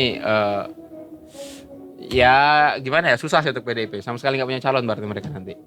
Mereka nonton aja Pilgub DKI. Atau ya kalau mereka memang sekesel itu kampanye buat Dharma Mengrekun. Terima kasih kepada para sekjen Kalau beliau lolos partai juga. koalisi yang telah Berarti fix ketika Ridwan Kamil yang diusung di Jakarta, Jawa Tengah untuk Kaisang. Belum tentu juga. Kenapa? Karena ada bersama-sama beberapa partai sudah menugaskan Pak Ahmad Lutfi. bakal calon Bukannya sekarang udah ada mau deklarasi segini kemarin ya? Mendak. Bersama pasangannya juga dari Gerindra. Kalau ada perubahan ya kemungkinan itu. Oh, yang mana? Pasangan dari Gerindra yang mana? Bukan Gerindra ya, bukan Mas pasangannya. Sudaryono sudah jadi Wamentan soalnya. Bukan satu lagi, bukan ya? Coba cari lihat dulu, coba cari dulu. Bapak Ridwan Kamil dan Bapak Suswono didampingi Nah, ini oleh dia. Ini dia yang ditunggu-tunggu nih. Wakil Presiden terpilih Ahmad Republik Lutfi. Indonesia Bapak Nah itu kan mantan Kapolda Jawa Tengah. Sebentar lagi pensiun. turut mengundang, kami persilakan dengan hormat juga Presiden Partai Sedang PKS dipertimbangkan sih karena Jawa Tengah itu untuk beda naik ke dengan atas itu ya. Podium, Bapak Oh Mas Gibran Oh, juga ada hadir. Tuh. Gibran. Oh iya ada. Kenapa Mas Gibran bisa hadir di situ, Mas? Kira-kira atribusinya sebagai apa nih?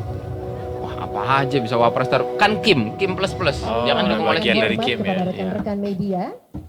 Yang menarik memang terpilih sosok Pak Suswono ini sebagai sebagai cawagup Ridwan Kamil karena sebelumnya kan yang beredar dari PKS yang waktu dipasangkan dengan Mas Anies adalah Ya. Pak Sohibul Iman. Sohibul Iman. Lalu Sesuai dengan ada juga area beredar yang nama telah Pak Saiku, Presiden PKS yang diminta. Lalu sempat beredar juga nama Habib Idrus, anak dari Ketua Majelis Syuro PKS. Akhirnya Majelis Syuro PKS menyorongkan nama Pak Suswono. Yang menarik Pak Suswono adalah mantan Menteri Pertanian. Tahun berapa era Pak SBY ya? Era periode kedua. Iya, sebelum Jokowi pokoknya. Iya, periode kedua sempat maju Pilkada Brebes juga, kalah. Oke. Pilkada Brebes kapan? 2000 jadi menteri itu ya? Berapa? 17 apa ya? 2000. Oke. Sempat kalah dan sekarang mau jadi cawagupnya Kang Emil. Ya menarik lah ini. Alasan Gerindra mewakilkan Pak Suswono apa? PKS mungkin. Oh, PKS. PKS kan Oh kader iya, PKS. PKS. Nggak tahu kalau itu rapat majelis syuro ya kader senior biasanya kader senior sudah punya pengalaman bla bla bla bla. Tapi PKS dengan 19 kursi di DPRD DKI itu kuat banget. Daya tawarnya tinggi ya Iya, jadinya ya pada. Kader PKS kan dikenal solid. Ya paling meleset pun berapa persen lah melesetnya. Ini sesi dokumentasinya agak lama ya. Ya kan agak panjang. Monumental ini momennya. Kami ucapkan terima kasih kepada Tapi Pak Sekjen Ridwan Partai Kamil dan Pak Gerindra, Suswono ini belum pernah ada benang merah beserta kerja para bareng atau sekjen apa ya? partai koalisi Ah, dan apa ya? perwakilan partai koalisi Belum yang ada Beda. catatan yang mencolok yang muncul di dan publik. juga menyaksikan secara langsung. Berarti ini Detik News mengcover ini juga ya. Setelah Ya. ini pasti ada Ya. naik ya. Bakal calon Ada gubernur dan bakal rekan yang di sana? calon Ada. gubernur daerah khusus Ada. Jakarta. Ridwan Di sini Kamil paling kita tanyakan ke Suswono. PDIP apa responsnya atas deklarasi ini, lalu kalau ada perwakilan Dharma Pengerkun juga kita tanyakan. Menarik. Pak Jokowi kira-kira responsnya apa, Mas? Coba. Ya itu kan urusan partai. Baik, kepada Benar rekan sekali. Tanya media, saya. kami persilakan Normatif untuk ya. Ini kan pilkada. Biasa ya. silakan tempat Tuh, ditanyakan ke parpol, ditanyakan ke Kan Kim. ada ketum-ketumnya. yang telah disediakan. Jangan apa-apa ditanyakan Aduh, ke saya. selfie, toh. selfie dulu. Dan kami mohon dengan hormat kepada Bapak Ridwan Kamil dan Bapak Suswono untuk Ada berada di atas biasanya panggung. ada. Kepada rekan-rekan media, kami ikat Mana untuk kameramennya ya? menjaga ketertiban Hah? dalam Yang pakai tongsis ya? mensukseskan Iya, momen Yusa itu Yusa. Yusa Sekali di lagi sana kami tadi. mohon kepada Tapi rekan-rekan bisa jadi media sekalian kehadiran untuk Pak Ridwan menjaga Kamil kalau ketertiban. jadi di Jakarta, kalau terpilih gitu di Jakarta jadi gubernur DKI Jakarta, mempersatukan antara Persija dan Persib. Dan Mungkin nggak Nah tuh? itu menarik. Kepada para Apakah peserta yang Waduh. Emil akan Apakah? jadi the Waduh, Jack? iya lagi. tetap Oh my di God, tempat ngeri karena lagi. acara belum berakhir. Kayak baru ini orang Sunda mimpin Jakarta ya? Belum Kalau jadi, dong, kalau belum jadi. Kalau Iya, jadi. kalau Sabar, jadi. sabar. Bener banget itu kata Mae. Apanya? Mencegah apa? Kami mohon izin kepada Kota kosong. Bapak Ridwan Kalau lawan Kamil kota kosong dan itu Bapak lumayan. Suswono untuk tetap berada di tempat. Apa isunya? Mohon berkenan Bapak. Ada calon Dharma Pengerkun. Kalau ngelihat sih kalau memang ada lawannya segala macam kayak sulit dibendung di koalisi 11 partai, PKS suaranya sebesar itu, melakukan Gerindra juga sambutan suaranya sebesar itu. Dalam Boleh kalau Mas rangka Gibran deklarasi turun. calon gubernur dan bakal Mas calon Pongrekun wakil ini dari gubernur mana? khusus Kok tiba-tiba Jakarta. muncul Pongrekun sebagai calon Ini independen? pensiunan Polri, Komjen loh, terkait pangkatnya. Memang aktifnya waktu terakhir di Lemhanas ya, Ya, kami tidak persilakan nggak kepada di rekan-rekan media struktur untuk dapat inti. kembali ke tempatnya Tapi nggak cukup keras masing-masing. kan gaungnya akan menjadi calon Dan independen kepada seperti Ya, itu. tapi kan gimana pun Komjen, nah ya nggak Kembali ke terlalu tempat duduknya masing-masing itu. karena Iya. acara belum Kedengeran. selesai. Nggak kayak Ahok dulu gitu ngumpulin KTP. betul. Ramainya justru karena pencatatan KTP itu ya. Ya, rame di medsos gara-gara itu. Itu gimana kelanjutannya itu, Mas? Ya, tunggu keputusan KPU. KPU masih verifikasi kalau nanti Yang berada di depan panggung, kami persilakan untuk ke tepi panggung karena kita akan segera melanjutkan acara.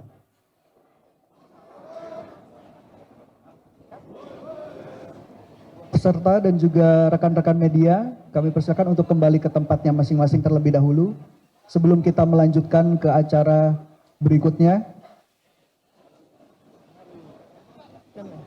yaitu sambutan dari bakal calon gubernur dan bakal calon wakil gubernur daerah khusus Jakarta.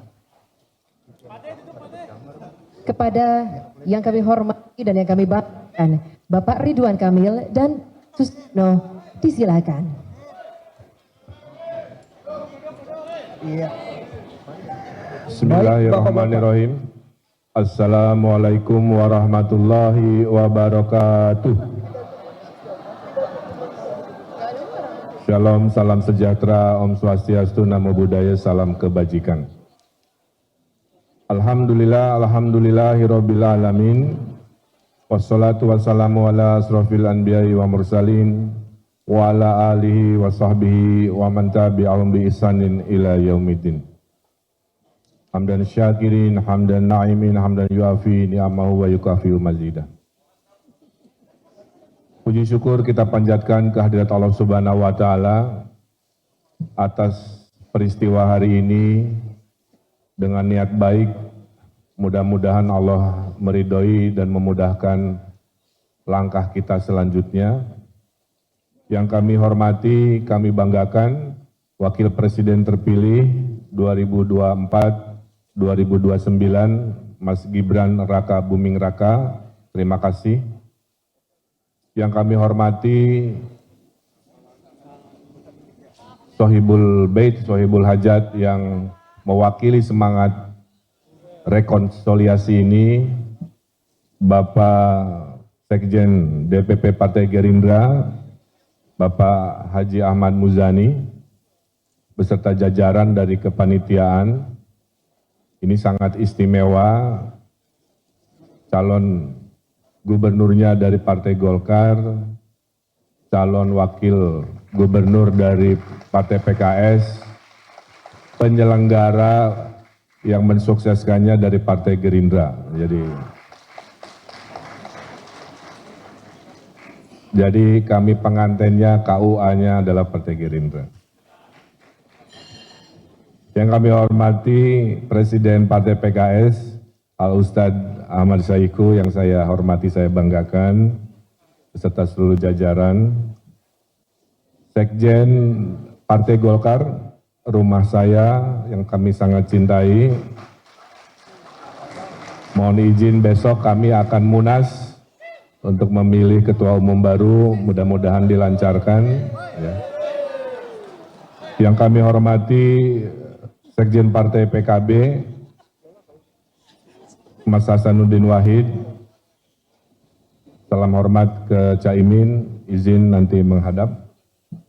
Yang saya hormati tadi hadir Pak Sekjen Partai Nasdem, Pak Hermawi Taslim, beserta jajaran Sekjen Partai Demokrat, Haji Teguh Rifki Harsha, juga tadi Pak Sekjen PKS Habib Abu Bakar, sahabat saya, Pak Edi yang sudah tunai janjinya, 2 kali pilkada tidak mendukung, akhirnya mendukung sebagai Sekjen Partai PAN, juga Sekjen Partai P3, Pak Muhammad Armawito Mafi, atur nuhun. Ibu Isyana Bagus Oka, mewakili dari pimpinan PSI, sahabat saya, guru saya, Bang Fahri Hamzah, Wakil Ketua Umum Gelora, beserta jajaran. Ya. Dari Perindo tadi Pak Ahmad Rafiq, terima kasih sudah hadir kemarin menyampaikan juga dukungan. Dan juga PLT Sekjen Partai Garuda, Pak Ihsan Johari, dan tentu yang amat saya hormati, orang tua saya, guru saya di sebelah saya, tepuk tangan untuk Al-Ustadz Suswono. Bapak Ibu yang saya hormati, satu hal yang paling utama dan paling mulia adalah kami berdua menghaturkan terima kasih ya atas segala dukungan sampai ke panggung detik ini yang semua mencermati sangat-sangat tidak mudah. Kami manusia punya ikhtiar, tapi wilayah takdir adalah wilayah Allah Subhanahu wa Ta'ala. Oleh karena itu kami berdua akan beradaptasi terhadap sebuah ikhtiar ini.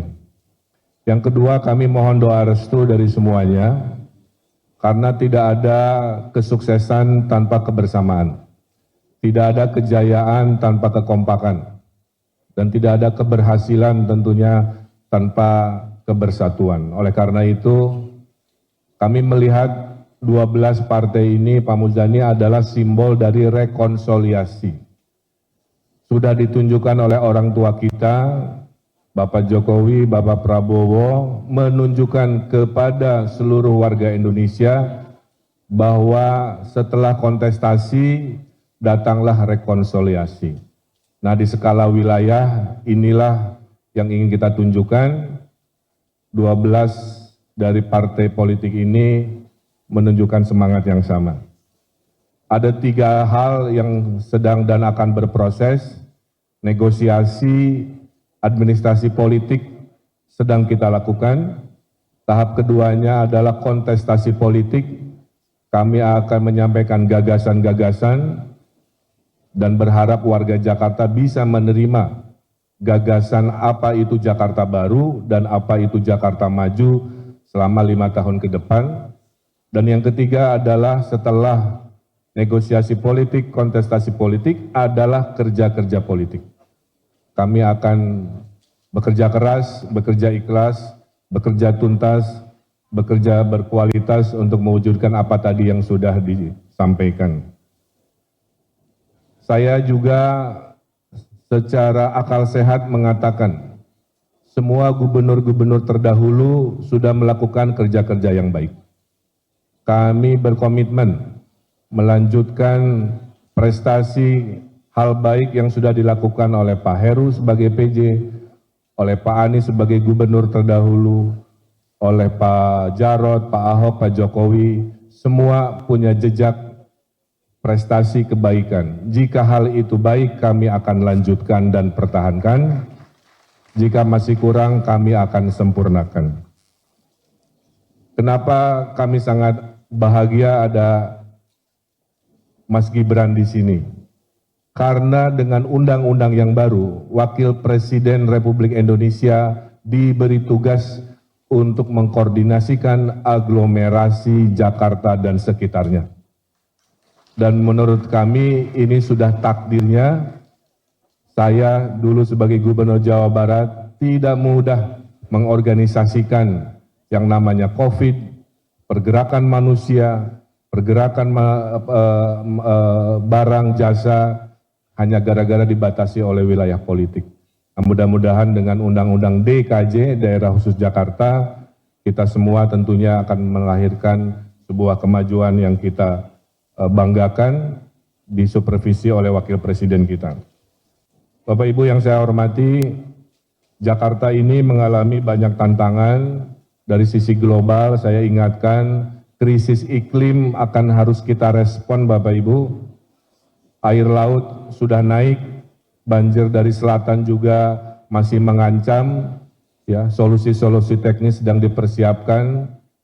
Yang kedua, tipikal kota besar, Pak Muzani, isunya adalah pekerjaan, stres karena mobilitas yang tidak produktif, ya, rumah dan tempat kerja mungkin terlalu berjauhan, polusi, yang juga akan menjadi komitmen kami, baik faktor eksternal di luar wilayah Jakarta maupun faktor internal karena mobilitas.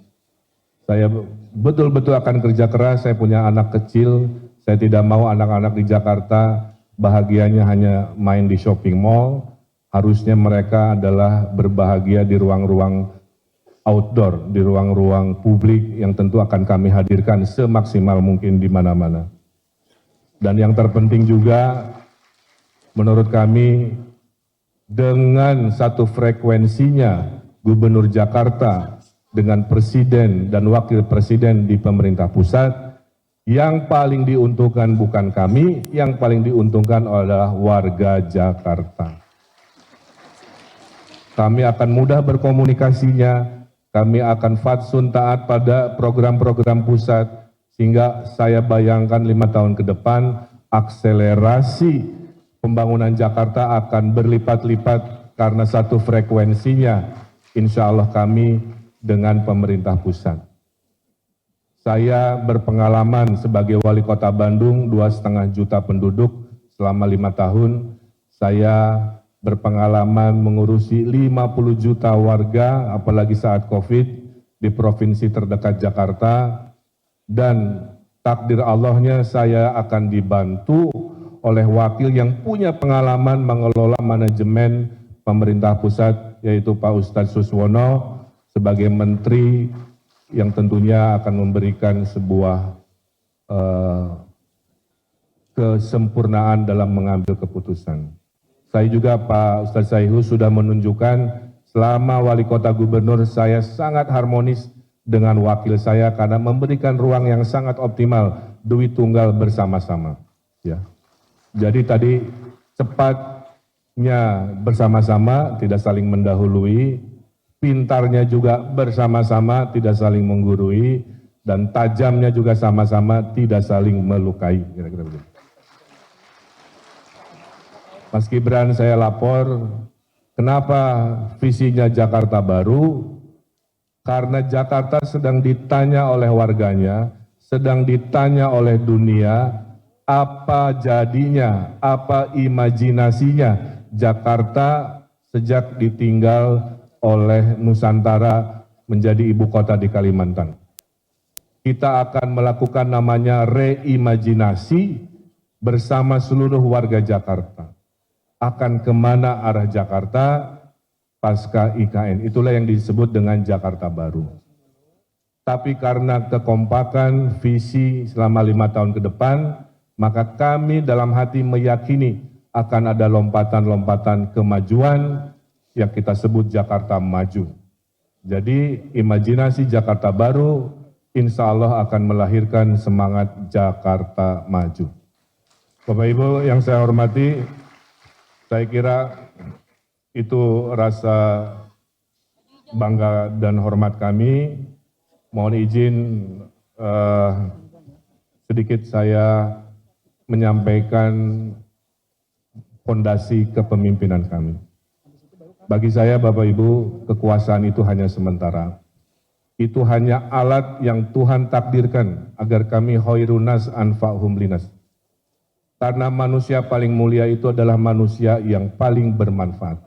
Jika kita bermanfaat dengan ilmu, kami lakukan itu. Bermanfaat dengan harta, kami lakukan itu. Dan jika kami bisa bermanfaat melalui kekuasaan, kami akan melakukan kebermanfaatan itu. Karena sejatinya pemimpin definisinya adalah decision maker, pengambil keputusan. Semoga kami berdua Allah lindungi dalam setiap mengambil keputusan. Dan kami berdua sudah meniatkan bahwa kekuasaan itu adalah ibadah bukan lainnya. Wa ma khalaqtul jinna wal insa illa liya'budu. Kami hadir, kami beribadah dengan caranya. Dan kami tahu diri insya Allah amanah karena kami akan datang sebuah awal, juga kami tahu pasti kami akan berakhir. Qulillahumma malikal mulki tuti muka mang tasya wa tangziul muka mang tasya. Saya hanya berdoa, ya Allah, berikanlah kami kekuasaan yang Engkau kehendaki dengan cara baik. Dan kalaupun kami berhenti, kami berdoa mudah-mudahan kami selesai berhenti husnul khatimah juga dengan cara-cara yang baik. Saya tutup dengan pantun, karena tadi MC sudah menyampaikan pantun. Ke Mangga 2, belajar wilayah Jakarta ya sekarang.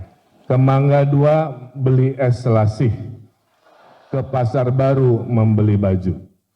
Kami berdua menghaturkan terima kasih. Mari hadirkan Jakarta Baru untuk Jakarta yang lebih maju. Naik taksi ke pasar ikan. Ya, pergi itu dia bertiga tadi di akhir pekan. pidato dari orang yang Kontestasi pilkada memborong tiket harus pilkada tetap Jakarta ya. Masih berlangsung sih pidatonya ini ya. Pantun, Pantun, penutup. tinggal penutup. Simpulan closing. Paling menarik dari pidato ini sebenarnya apa yang disampaikan Ridwan Kamil soal, ini sudah mulai campaign sebenarnya, soal bahwa nanti enak kalau secara tersirat ya kalau dia terpilih karena sefrekuensi dengan pemerintah pusat. Ini kan bisa jadi, bisa ditafsirkan juga ini agak menyindir pemerintahan sebelumnya yang Anies Baswedan yang bisa dibilang kurang sefrekuensi dengan pemerintahan pusat. Artinya kita mengharapkan output yang lebih jauh loncatannya ya. Iya, kalau kampanyenya beliau kan bahwa kalau kita sefrekuensi maka yang akan untung adalah masyarakat Jakarta. Sebagai masyarakat Jakarta, gimana optimismenya dengan Jakarta baru yang diusung Pak RK nih? Setiap pilkada juga bilangnya Jakarta baru dari zamannya Pak Jokowi, Jakarta baru. Tapi tadi Jakarta baru. tapi tadi Pak RK bilang mungkin relate juga dengan ilmu yang beliau miliki untuk apa sih? Mereimajinasi Jakarta setelah ditinggal terus berbicara masalah jadi ibu kota. banjir kayak gitu-gitu. Ya, Masih kalau optimis nggak? kalau soal kampanye sering lah orang bilang gitu, kita lihat aja realisasinya ya. Kita tunggu ya.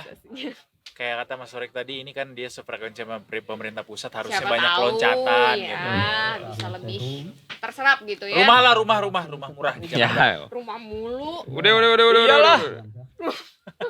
Beneran di Jakarta emang bisa, Kebutuhan masih bisa. primer. Ntar Jakarta tenggelam loh. Bisa, banyak kita punya lahan. Aduh. Pemerintah. Namanya Jadi kan, Edo ya. by the way, terima kasih banyak Mas Sorik. Sudah 1 jam bersama kita nih, rekor nih buat Detik Sore. Mantap. Dapat hadiah, nanti ada kopi di sebelah sana ya. Yo. Jangan bosan kesini, coba tunjukin dulu ototnya untuk penutupan. Ah, bagus. Ototnya mana? Ya. Udah. Kita habis ini akan reaction Detikers, video-video keseruan dari upacara 17 Agustusan kemarin. Ada banyak hal menarik yang akan kita bahas bersama. Oke. Jangan kemana-mana Detikers, habis ini kita masih balik lagi tentunya cuma di Detik Sore. Hore. Gak cuma hore-hore dong. Gak cuma. Apa hore?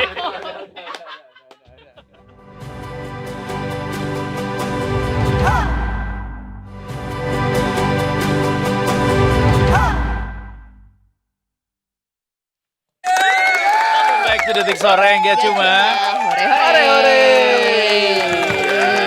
Berhore-hore lah selagi hore-hore itu belum dilarang. Sama seperti Warkop DKI yang selalu menyuarakan kampanye. Tertawalah sebelum tertawa itu dilarang. Makanya kita hadirkan video-video yang mengandung tidak cuma tawa. tapi juga haru, gula, manis, asin, rame rasanya. Ya, itu. Kita bakal lihat 17-an core. Ini kalau di sosmed judulnya tuh biasanya 17-an core gitu. Apa sih sebenarnya 17-an core itu? Ngek gitu kan backsoundnya. Apa sebenarnya 17-an core itu? Lah kan Anda yang bilang tadi 17-an core. Ya kan Apa? biasanya di sosmed tuh ditaruh itu Biasanya- terus dikasih cuplikan-cuplikan yang lucu-lucu gitu. Yang identik sama 17-an gitu biasanya. Yang 17-an identik core. ya. Core Oke, bisnis. Kita akan lihat suasana 17-an di sejumlah daerah Detikers. Jadi ada beberapa video yang sudah dikumpulkan sama tim kita. Betapa kemeriahan 17-an di daerah ini sungguh membuat suasana kemeriahan kemerdekaan itu semakin beragam gitu. Coba ya kita lihat video pertama Yuk. dari lama. Nggak jadi karena tim kita gagal menemui videonya. Jadi kita lanjut ke narasumber. Udah. Oke, udah nih, udah bisa Udah. nih kita lihat Pertanyaan nih itu udah 17-an kemarin. core. Ayo kita Apa lihat. emang tahu video apa yang mau kita tampilin? Video pertama. Ayo. Dari situ Lengkong, Panjalu Ciamis. Katanya ini adalah pertama kali warga upacara hari ulang tahun Indonesia. Oke, ini beneran core-nya, kita lihat dulu ya. Oh, ini masukin benang ke dalam jarum ya. Ini pinggirin dong ini ya kameranya.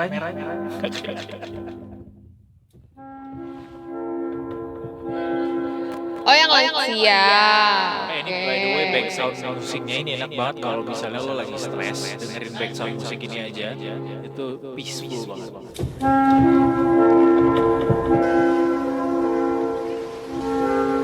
Ini apa?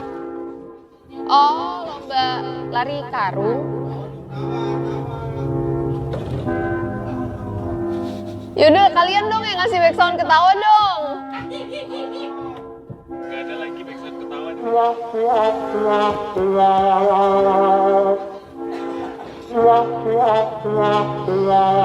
Wah lucu banget ibu-ibunya, nenek-neneknya, hahaha. Bukan, nggak ada ibu-ibu, nggak ada nenek-nenek, Ini itu yang mas-mas itu. Oh gue telat ngeliatnya. Gue ngeliatnya di sini. Ada. Kenapa ibunya mandi? Oh. Ini dia mestinya ngapain sih? Oh, estafet. Estafet air dalam baskom. Nah, ibunya malah mandi. Ya memang ya, kita harus hemat air. Air di rumah. Nah, ini karnaval ceritanya, tapi karnavalnya Oh alah. Bisa bagus, ya. kreativitasnya Iya, bagus. Iya. Jadi meski dalam keterbatasan kita masih bisa tetap merayakan Tampil kemerdekaan. ya. Itu juga Tampil. kayaknya bukan cewek beneran itu yang dandan cewek. Iya, nggak apa-apa lah. Emang bukan ya? Kan ceritanya karnaval emang. Oke. Lomba panjat pinang tapi yang miring tapi hadiahnya janda. Ih, Oh iya benar, hadiahnya janda. ya ampun, makin aneh Tapi itu ya. cowok-cowok kan?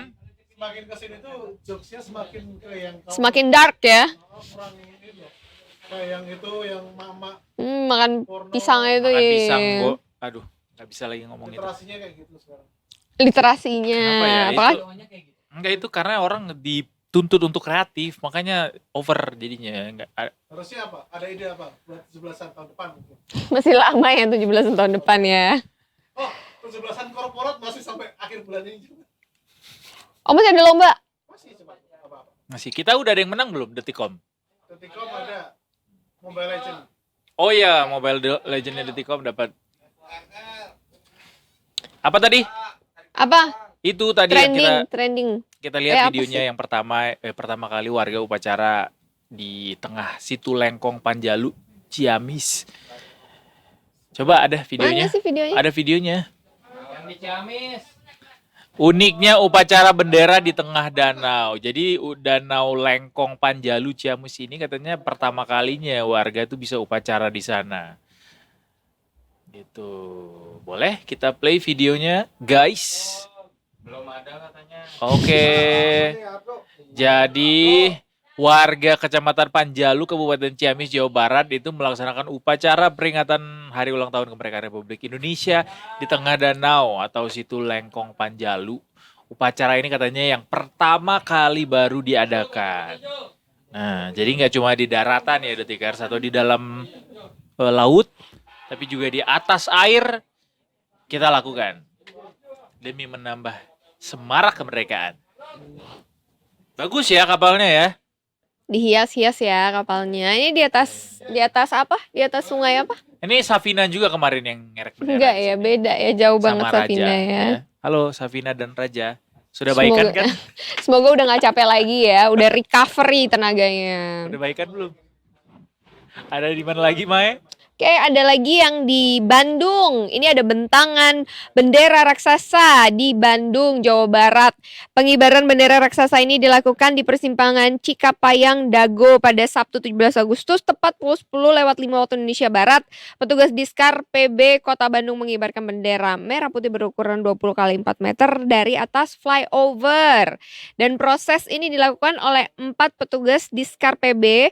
Mereka turun dari atas flyover dengan seutas tali sembari membentangkan bendera merah putih. Wah, ini semacam atraksi gitu ya. Jadi aksi tersebut bertajuk Raksasa banget nih. 3 menit untuk Indonesia yang digelar Pemkot Bandung di 2 titik selain di Cikapayang. Aksi ini juga dilakukan di persimpangan Jalan Asia Afrika Kota Bandung. Ini titik-titik strategis di Kota Bandung ya. Begitu. Mantap, warga Bandung. Juga ini yang lucu nih. Antusiasme para warga lanjut usia di Asahan di Sumatera Utara di Kecamatan Seidadap ini menggelar upacara ulang tahun Republik Indonesia juga kemarin yang ke-79. Tidak biasa kelihatannya karena yang melaksanakan upacara justru adalah warga lansia. Boleh kita lihat videonya? Ada puluhan lansia di Asahan yang menggelar upacara ini.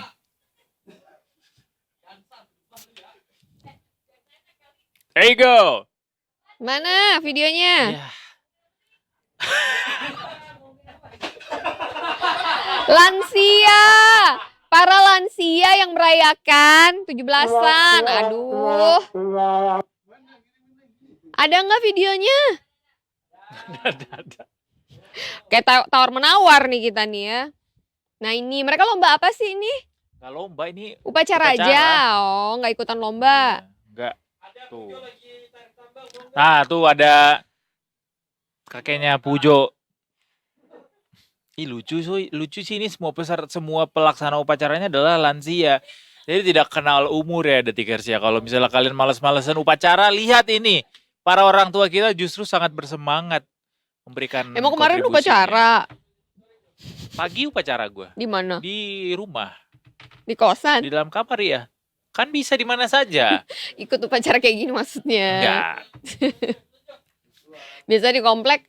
Tapi di komplek gue nggak ada juga sih, nggak ada Nggak undangan ada, juga. yang ada lomba. Atau Iya, mau emang bisa bener. aja datang ke kelurahan sih, dekat juga sih dari gua. Oke, Itu. Selain itu ada yang syahdu juga nih upacaranya di Lautan Pasir Gunung Bromo. PR ya, naik ke atas Gunung Bromo. Meskipun bisa pakai jeep ya kalau ke Bromo. Jadi peringatan upacara HUT RI yang ke-79 ini digelar juga di Lautan Pasir Gunung Bromo. Jadi acara ini diikuti sama wisatawan Gunung Bromo, sesepuh sampai masyarakat suku Tengger Semeru berlangsung dengan syahdu hikmat gitu ya. Katanya meskipun suasana di sana angin kencang membuat debu di Gunung Bromo berterbangan, tapi itu nggak menyurutkan semangat para peserta upacara. Bagus. Betul, itu namanya semangat ya. Dan upacara peringatan HUT yang ke-79 ini tetap berlangsung hikmat dan juga lancar meskipun cuaca, angin, debu, dan lain sebagainya menerjang. Begitu. Ini spesial banget. Digelar di kaldera atau Lautan Pasir Gunung Bromo dengan ketinggian di 2323 mdpl. Tepatnya di Dusun Cemoro Lawang, Desa Ngadisari, Kecamatan Sukapura, Kabupaten Probolinggo. Itu. Nah. Iya. Ambil Yang bendera mana? copot ya. Dari ujung Oh, ini Jawa. yang di Tasik. Ada nggak videonya? Nggak ada yang Pelajar berpeci panjat yang tiang Tasik bendera. nggak ada, yang Tasik nggak ada, itu cuma Nggak ada videonya. artikel doang itu, artikel. Oke. Yang ada videonya lagi ya. Kita dari ujung Jawa, ujung timur Jawa di Bromo tadi kita ke Sumatera, di Jambi ada momen suku Talang Mama di pedalaman Jambi juga menggelar upacara hari ulang tahun Indonesia ke-79 kemarin. Kita boleh saksikan videonya, momen suku Talang Mama, suku pedalaman di Jambi ya. Nah, there you go. Ini ada anak-anak SD juga yang ikutan. Ini anak SD beneran kan, bukan pakai baju SD kan, mak-maknya. Oke, oh ini jadi petugas upacara, lengkap dengan atributnya semua, bahkan ada bendera di sakunya ya. Jatuh benderanya. Ya, Kalau jadi ada yang membedakan upacara di kota sama di daerah. yang membedakan upacara di Semangatnya. kota dan daerah, background-nya, landscape-nya, Kalau di daerah pasti ada anak KKN-nya. belum tentu. Emang KKN dilaksanakan di bulan-bulan ini ya? Ya pasti. Oh, Oke. Juli ya. Ya, Baik, gue lantas bingung mau bereaksi. kita mau kasih tahu seperti info apa. bahwa suku Talang Mama ini mungkin ada yang nggak tahu adalah salah satu etnis yang kehidupannya bergantung sama sumber daya hutan. Jadi mereka tuh tinggalnya biasanya di pedalaman hutan, Detikers. Caranya mereka berburu dan meramu untuk bisa mencukupi kehidupan hidupnya dan mengolah sumber daya alam untuk dikonsumsi secara keluarga maupun komunal. Ada yang seru lagi nih, yang upacara tuh nggak cuma spesies manusia aja, tapi spesies apa?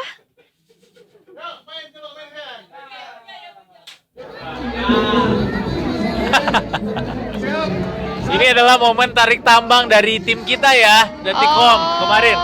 Ada salah satu rekan kita yang terlepas dari kawanannya ya. Yang terlepas dari kawanannya kemarin juga baru bikin film The Rise of the Planet of the Apes. Ya. Menang nggak? Menang. Kalah, nggak nyampe Oh, juara, kalah. nggak nyampe juara. Ya, ada Pujo di situ. Ini teman-temannya lainnya juga. Ada Tubagus juga di sana. Orang ke 1, 2, 3, 4. Tubagus mana? Tubagus kan ikut juga kan? Paling belakang dia. Oh. Tuh, orang keempat itu yang paling sibuk loh. Kostumnya pada udah bagus ya, seragam ya. Sayang sekali. Kalahnya sama siapa? Ngabisin anggaran doang ini mah. Oh iyalah badan pada gede-gede. Lawannya Jayatama.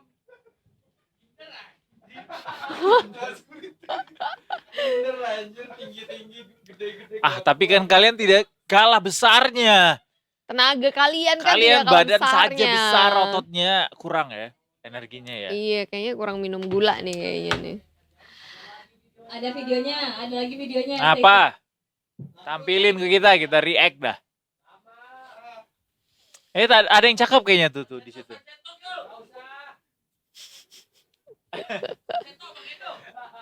Mana lagi momennya videonya? Yang ada angle yang lain katanya ada. Biasanya ada angle yang momen celananya sambil melorot ke bawah gitu loh. Nah. Oh ini, nah gini. Ada suaranya. Di zoom dong, di zoom. Di zoom bisa nggak? Nih mukanya udah kayak gini kalau kalah malu-maluin sih. Semangat sekali ya ternyata ya. Oh ini menang. Ya oke. Zimbabwe ini menang katanya. Coba di zoom di OBS, di zoom di OBS. Nah, Ya ini dia. ampun. Teman kita yang lepas dari kawanannya. Udah lanjut lagi. Namanya Pujo Hadi ya. Selamat Pujo. Itu dong satu lagi yang di Bali Taman Safari. Ada nggak? Ada kan videonya? Ada. Guys. Video para satwa merayakan ulang tahun.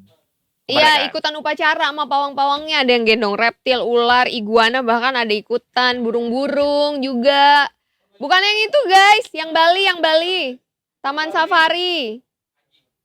Taman Safari Bali. Ini bukannya Taman Safari. Ini ya? Iya, Oh ya, ini. mana yang binatang-binatangnya? Binatangnya tuh nggak jadi petugas sih, cuma Dia ikut doang. hadirin Itu aja ada ya. gajah tuh di belakangnya tuh. Ikutan berdiri tuh gajahnya. Nah ini. Tuh, burungnya dipegang, tuh ada ular. Tuh lihat. Tuh, Oh iya benar. sama Oh pawangnya iya. masing-masing. Ada Nempel ya. iguana juga. Ularnya nempel di badan. Ada burung-burung juga. Lovebirds. Love hurts. Dah. Dah, itu dia. Keseruan-keseruan yang kita hadirkan dalam berbagai macam suasana di sejumlah daerah di Indonesia. Selesai, sudah. Video-video tersebut kita tampilkan. Sesaat lagi kita akan masuk ke segmen Sunset Talk. Yes. Akan hadir Profesor Anselmus Uyung yang sudah lama tidak hadir di Detik Sore. Kita akan bahas soal monkeypox. Apa itu monkeypox? Kita akan tanyakan nanti. Dan seperti apa bahayanya ada di Indonesia kah? Ya. Kita akan balik lagi di Sunset Talk. Tetap di Detik Sore, Detikers. Gak cuma hore-hore.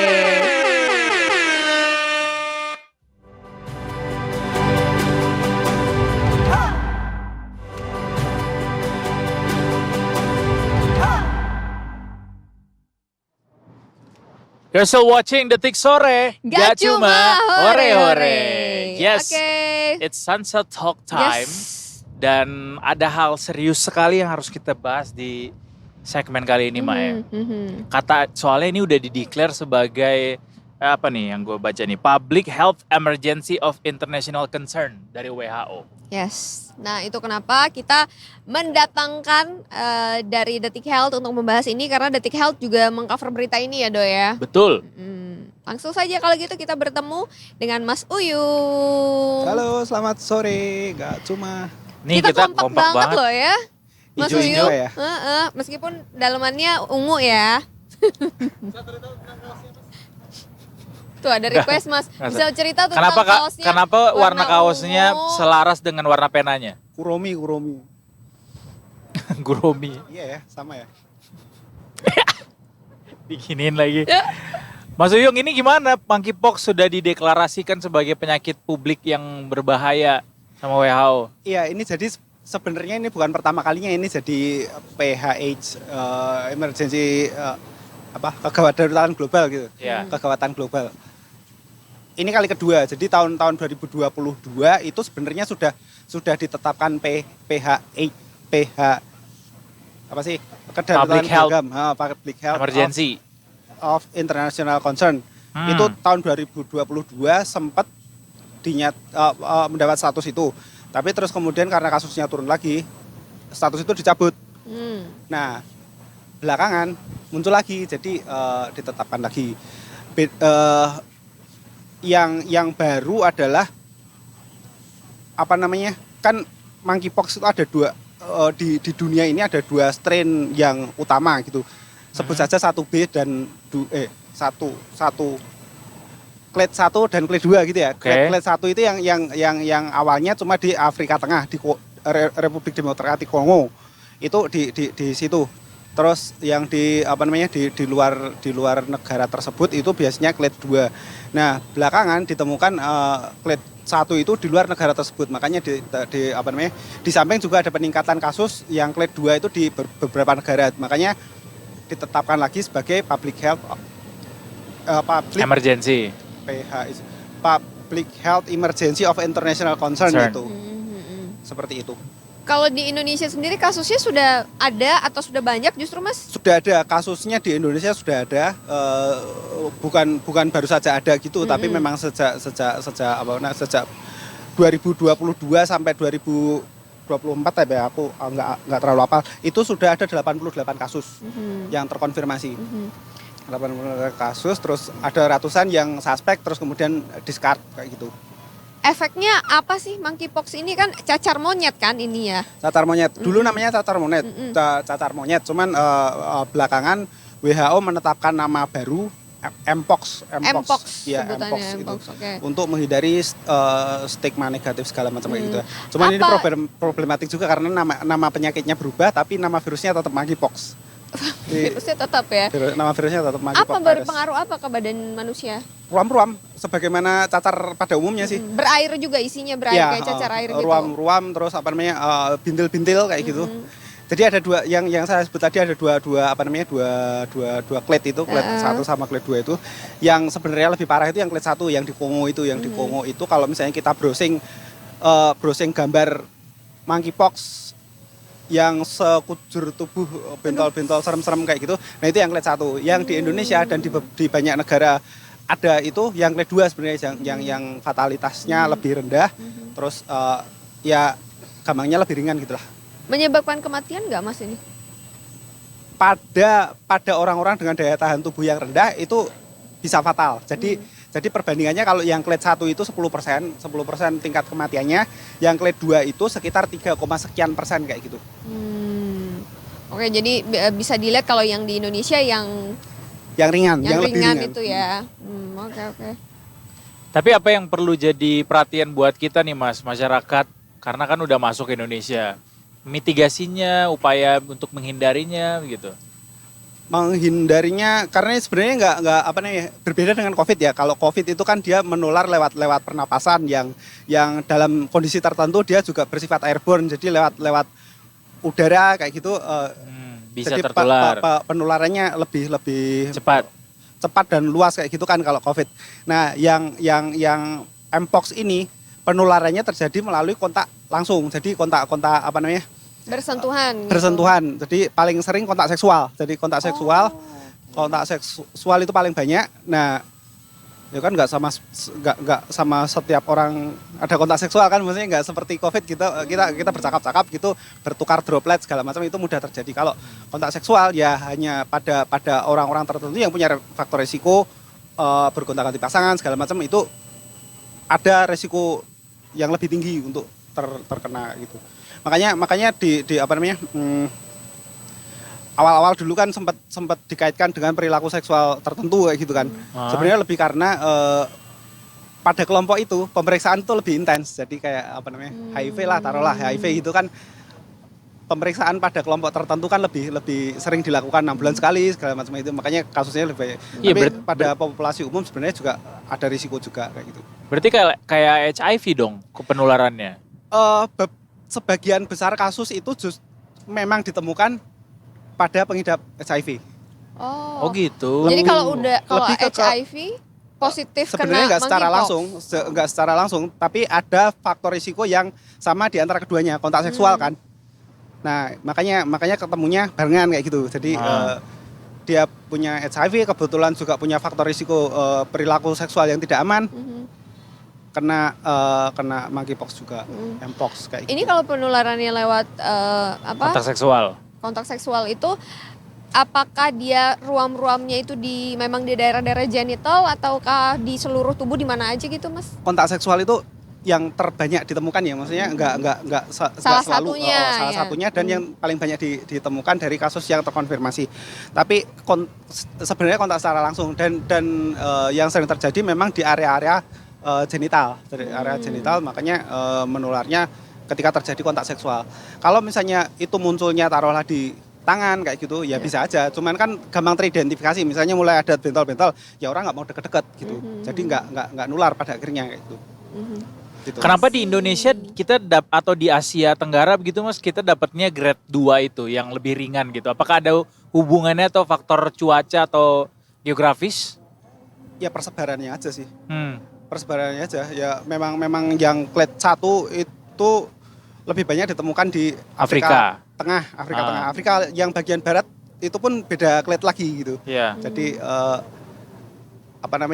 kenapa jadi statusnya meningkat karena yang clade yang berbahaya ini ternyata meluas gitu. Kalau yang di Indonesia ya memang adanya itu belum ada penularan dari itu. Asal virusnya itu dari mana sih, Mas? Mpox itu makanya awalnya namanya monkeypox itu memang pertama kali teridentifikasi itu di monyet. Dari monyet yang monyet yang dari monyet pertama kali ditemukannya di monyet. Cuman dalam perkembangannya nggak cuma ada di monyet gitu loh. Jadi awal mulanya dinamai monkeypox itu karena memang pertama kali ditemukannya di monyet. Nah, dari monyet entah bagaimana bisa menular ke manusia. Ya, pada akhirnya loncat ke manusia gitu. Tapi virusnya sama. Zoonosis. Virusnya sama. Sama. Jadi yang clade 1 itu yang paling dekat kekerabatannya dengan mpox yang ada di monyet gitu. Kalau yang clade 2 itu penularannya lebih banyak dari orang ke orang. Jadi human monkeypox itu loh istilahnya. Itu yang clade 2. Jadi yang sudah berevolusi. Ya mungkin berevolusi atau apalah itu yang akhirnya lebih banyak penularan dari orang ke orang. Yang lebih dekat kekerabatannya dengan yang dan itu lebih fatal ya. Dari hewan itu yang itu tadi yang lebih fatal yang 1. Itu. Ya, itu tadi fatalitasnya kalau yang clade 1 itu sekitar 10-an persen. Kalau yang clade 2 itu 3, berapaan persen kayak gitulah kira-kira. Tapi dia cuma bisa ditularkan lewat sesama manusia ya Mas? Dari binatang dia nggak bisa ditularkan? Yang awalnya memang dari binatang. Awalnya dari binatang dari ke hewan, orang, makanya istilahnya zoonosis. Jadi memang itu awalnya muncul di hewan terus kemudian berpindah ke manusia. Nah, dari manusia ke manusia itu yang sudah versi lain lagi, strain lain lagi yang sudah dimodifikasi di tubuh manusia untuk menularnya ke manusia. COVID juga kan awal-awal dari hewan kan, jadi hewan loncat ke manusia, terus akhirnya dari manusia bisa saling menularkan. Banyak sebenarnya penyakit yang dari hewan ke manusia, tapi biasanya dari manusia antar manusia itu nggak terjadi, jadi cuma hewan ke manusia. Nah, ketika sudah terjadi manusia ke manusia, persebarannya akan luas. Gitu. Kalau dari Detik Health sendiri, awareness seperti apa Mas yang disampaikan ke masyarakat? Utamanya sih kalau kita sih ini ya mengenali gejala, terus kemudian meredam kepanikan. Kalau kita sih istilahnya ini beda banget dengan COVID. Jadi kalau misalnya orang khawatir apakah ini akan menjadi next pandemic, kemungkinan besar sih enggak, karena sifatnya yang beda. Jadi kalau COVID itu kan ya itu tadi yang saya bilang, kalau kita ketemu ngobrol kayak gini jarak sekian sentimeter bisa nular tanpa kontak langsung kayak gitu.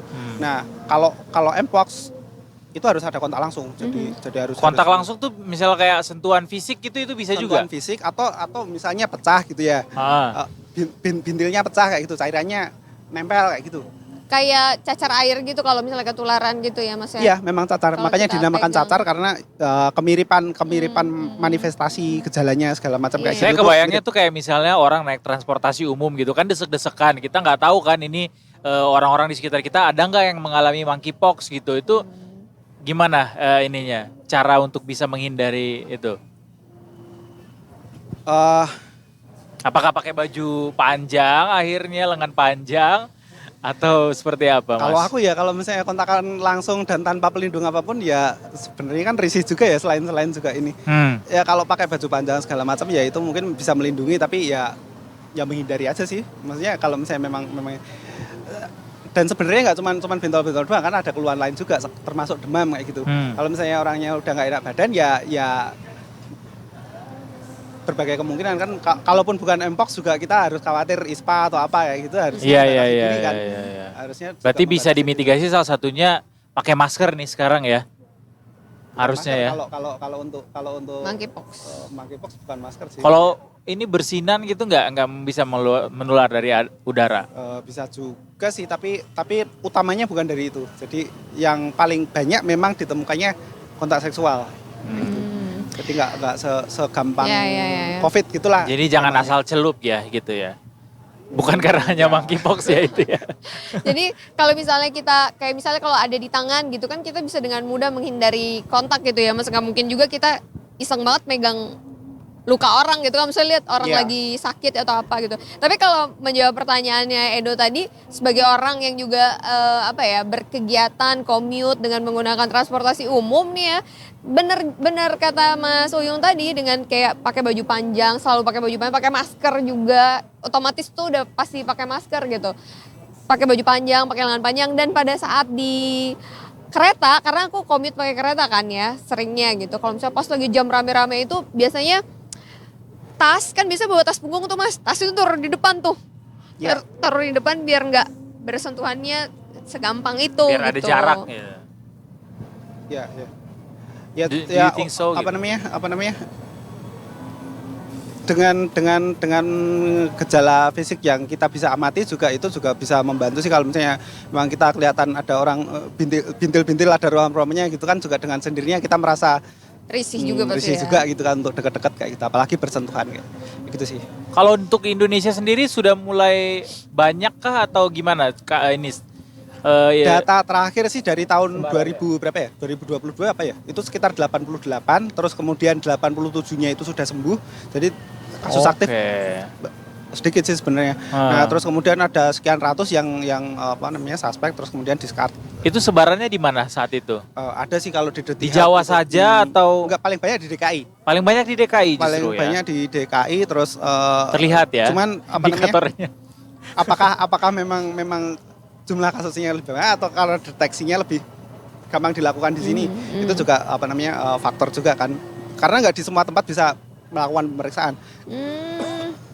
Di seluruh Indonesia kemarin dari Kemenkes bilangnya hanya ada 12 laboratorium. Jadi nggak semua daerah itu ada laboratoriumnya. Jadi harus untuk memeriksa harus dikirim ke laboratorium terdekat gitu. Jadi ya wajar kalau misalnya di Jakarta temuan kasusnya ya bukan berarti kasusnya paling banyak, bisa jadi tempat lain juga banyak. Cuman karena ngetesnya harus kemana. Oh iya betul gitu, sih. Tesnya ini tes darah Mas? Tes aku nggak terlalu yakin sih tapi lupa aku. Enggak deh kayaknya cairan ininya loh apa namanya? Kayak apa namanya kemarin tuh swab. Iya tapi dari lukanya gitu kayaknya. Oh langsung dari lukanya justru. Harus dipastikan sih aku nggak terlalu hafal. Untuk penyembuhannya berapa lama ini Mas monkeypox ini? Rata-rata? Nggak yakin aku, nanti bisa dibaca di baiklah. Siap. Yang penting jangan panik ya Mas ya. Karena relatif untuk yang kedua ini nggak seperti yang karena awal rame di Indonesia beberapa artikel tuh menggunakan ilustrasi monkeypox yang di Kongo. Sementara itu kan sehingga jadi sangat orang menakutkan pada ya. panik kan. Kok sampai serem itu bentol-bentolnya. Sementara yang ditemukan di sini sebenarnya ruamnya ya biasa aja sih kalau kita lihat ilustrasinya dari kasus-kasus yang udah ada kayak bulat besar gitu ya. Kayak cacar air biasa kayak gitu. Itu doang. Tapi belum ada yang pernah ada sampai kasus meninggal dunia kan yang di Indonesia? Kayaknya belum ada ya kalau yang setauku. Jadi kayak ya kayak cacar air cuman virusnya bukan cacar air dulu tuh. Virusnya mpox itu tadi. Dari Kemenkes sudah ada respons Mas?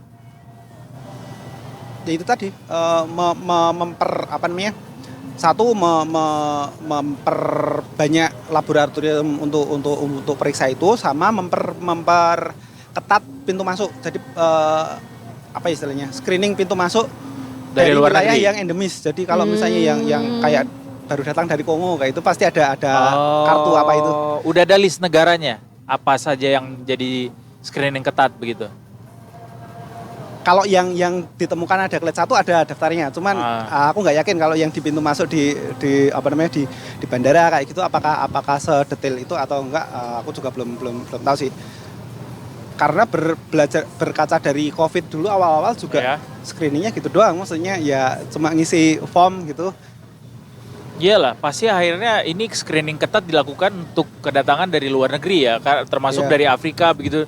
Nggak cuma Afrika doang sih. Utamanya dari Afrika. Ya, utamanya dari Afrika, tapi ya sama kayak Covid juga waktu itu. Karena ada pembiaran, pewajaran, dan akhirnya menyebarlah itu kemana-mana. Bukankah itu yang jadi ketakutan begitu? Terlepas dari apakah dia bisa ditularkannya dari hubungan seksual gitu. Ya itu juga satu lagi yang sebenarnya kita juga penasaran, kalau misalnya COVID kan gampang ya, kita bisa pasang thermal scanner mendeteksi kalau misalnya orang demam. Nah untuk yang kedua ini orang nggak selalu disertai demam masalahnya. Masalahnya itu, jadi kadang-kadang ruamnya itu muncul duluan baru demamnya mengikuti, atau bahkan tidak ada demam.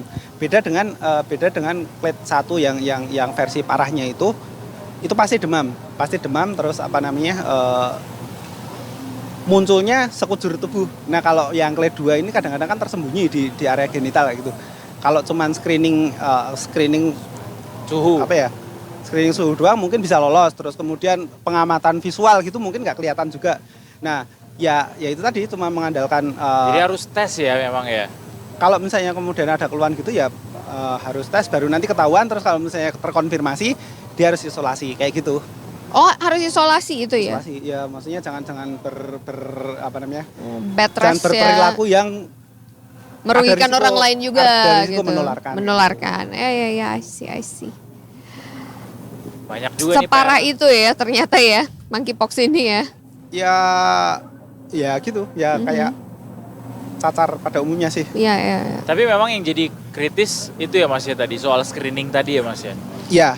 Dan sebenarnya ya yang perlu perhatian khusus ya yang memiliki imunitas, masalah dengan imunitas sih. Lagi hamil atau punya penyakit tertentu kayak gitu yang daya tahan tubuhnya lebih lemah. Kalau misalnya sehat-sehat saja sih relatif ringan, lebih ringan.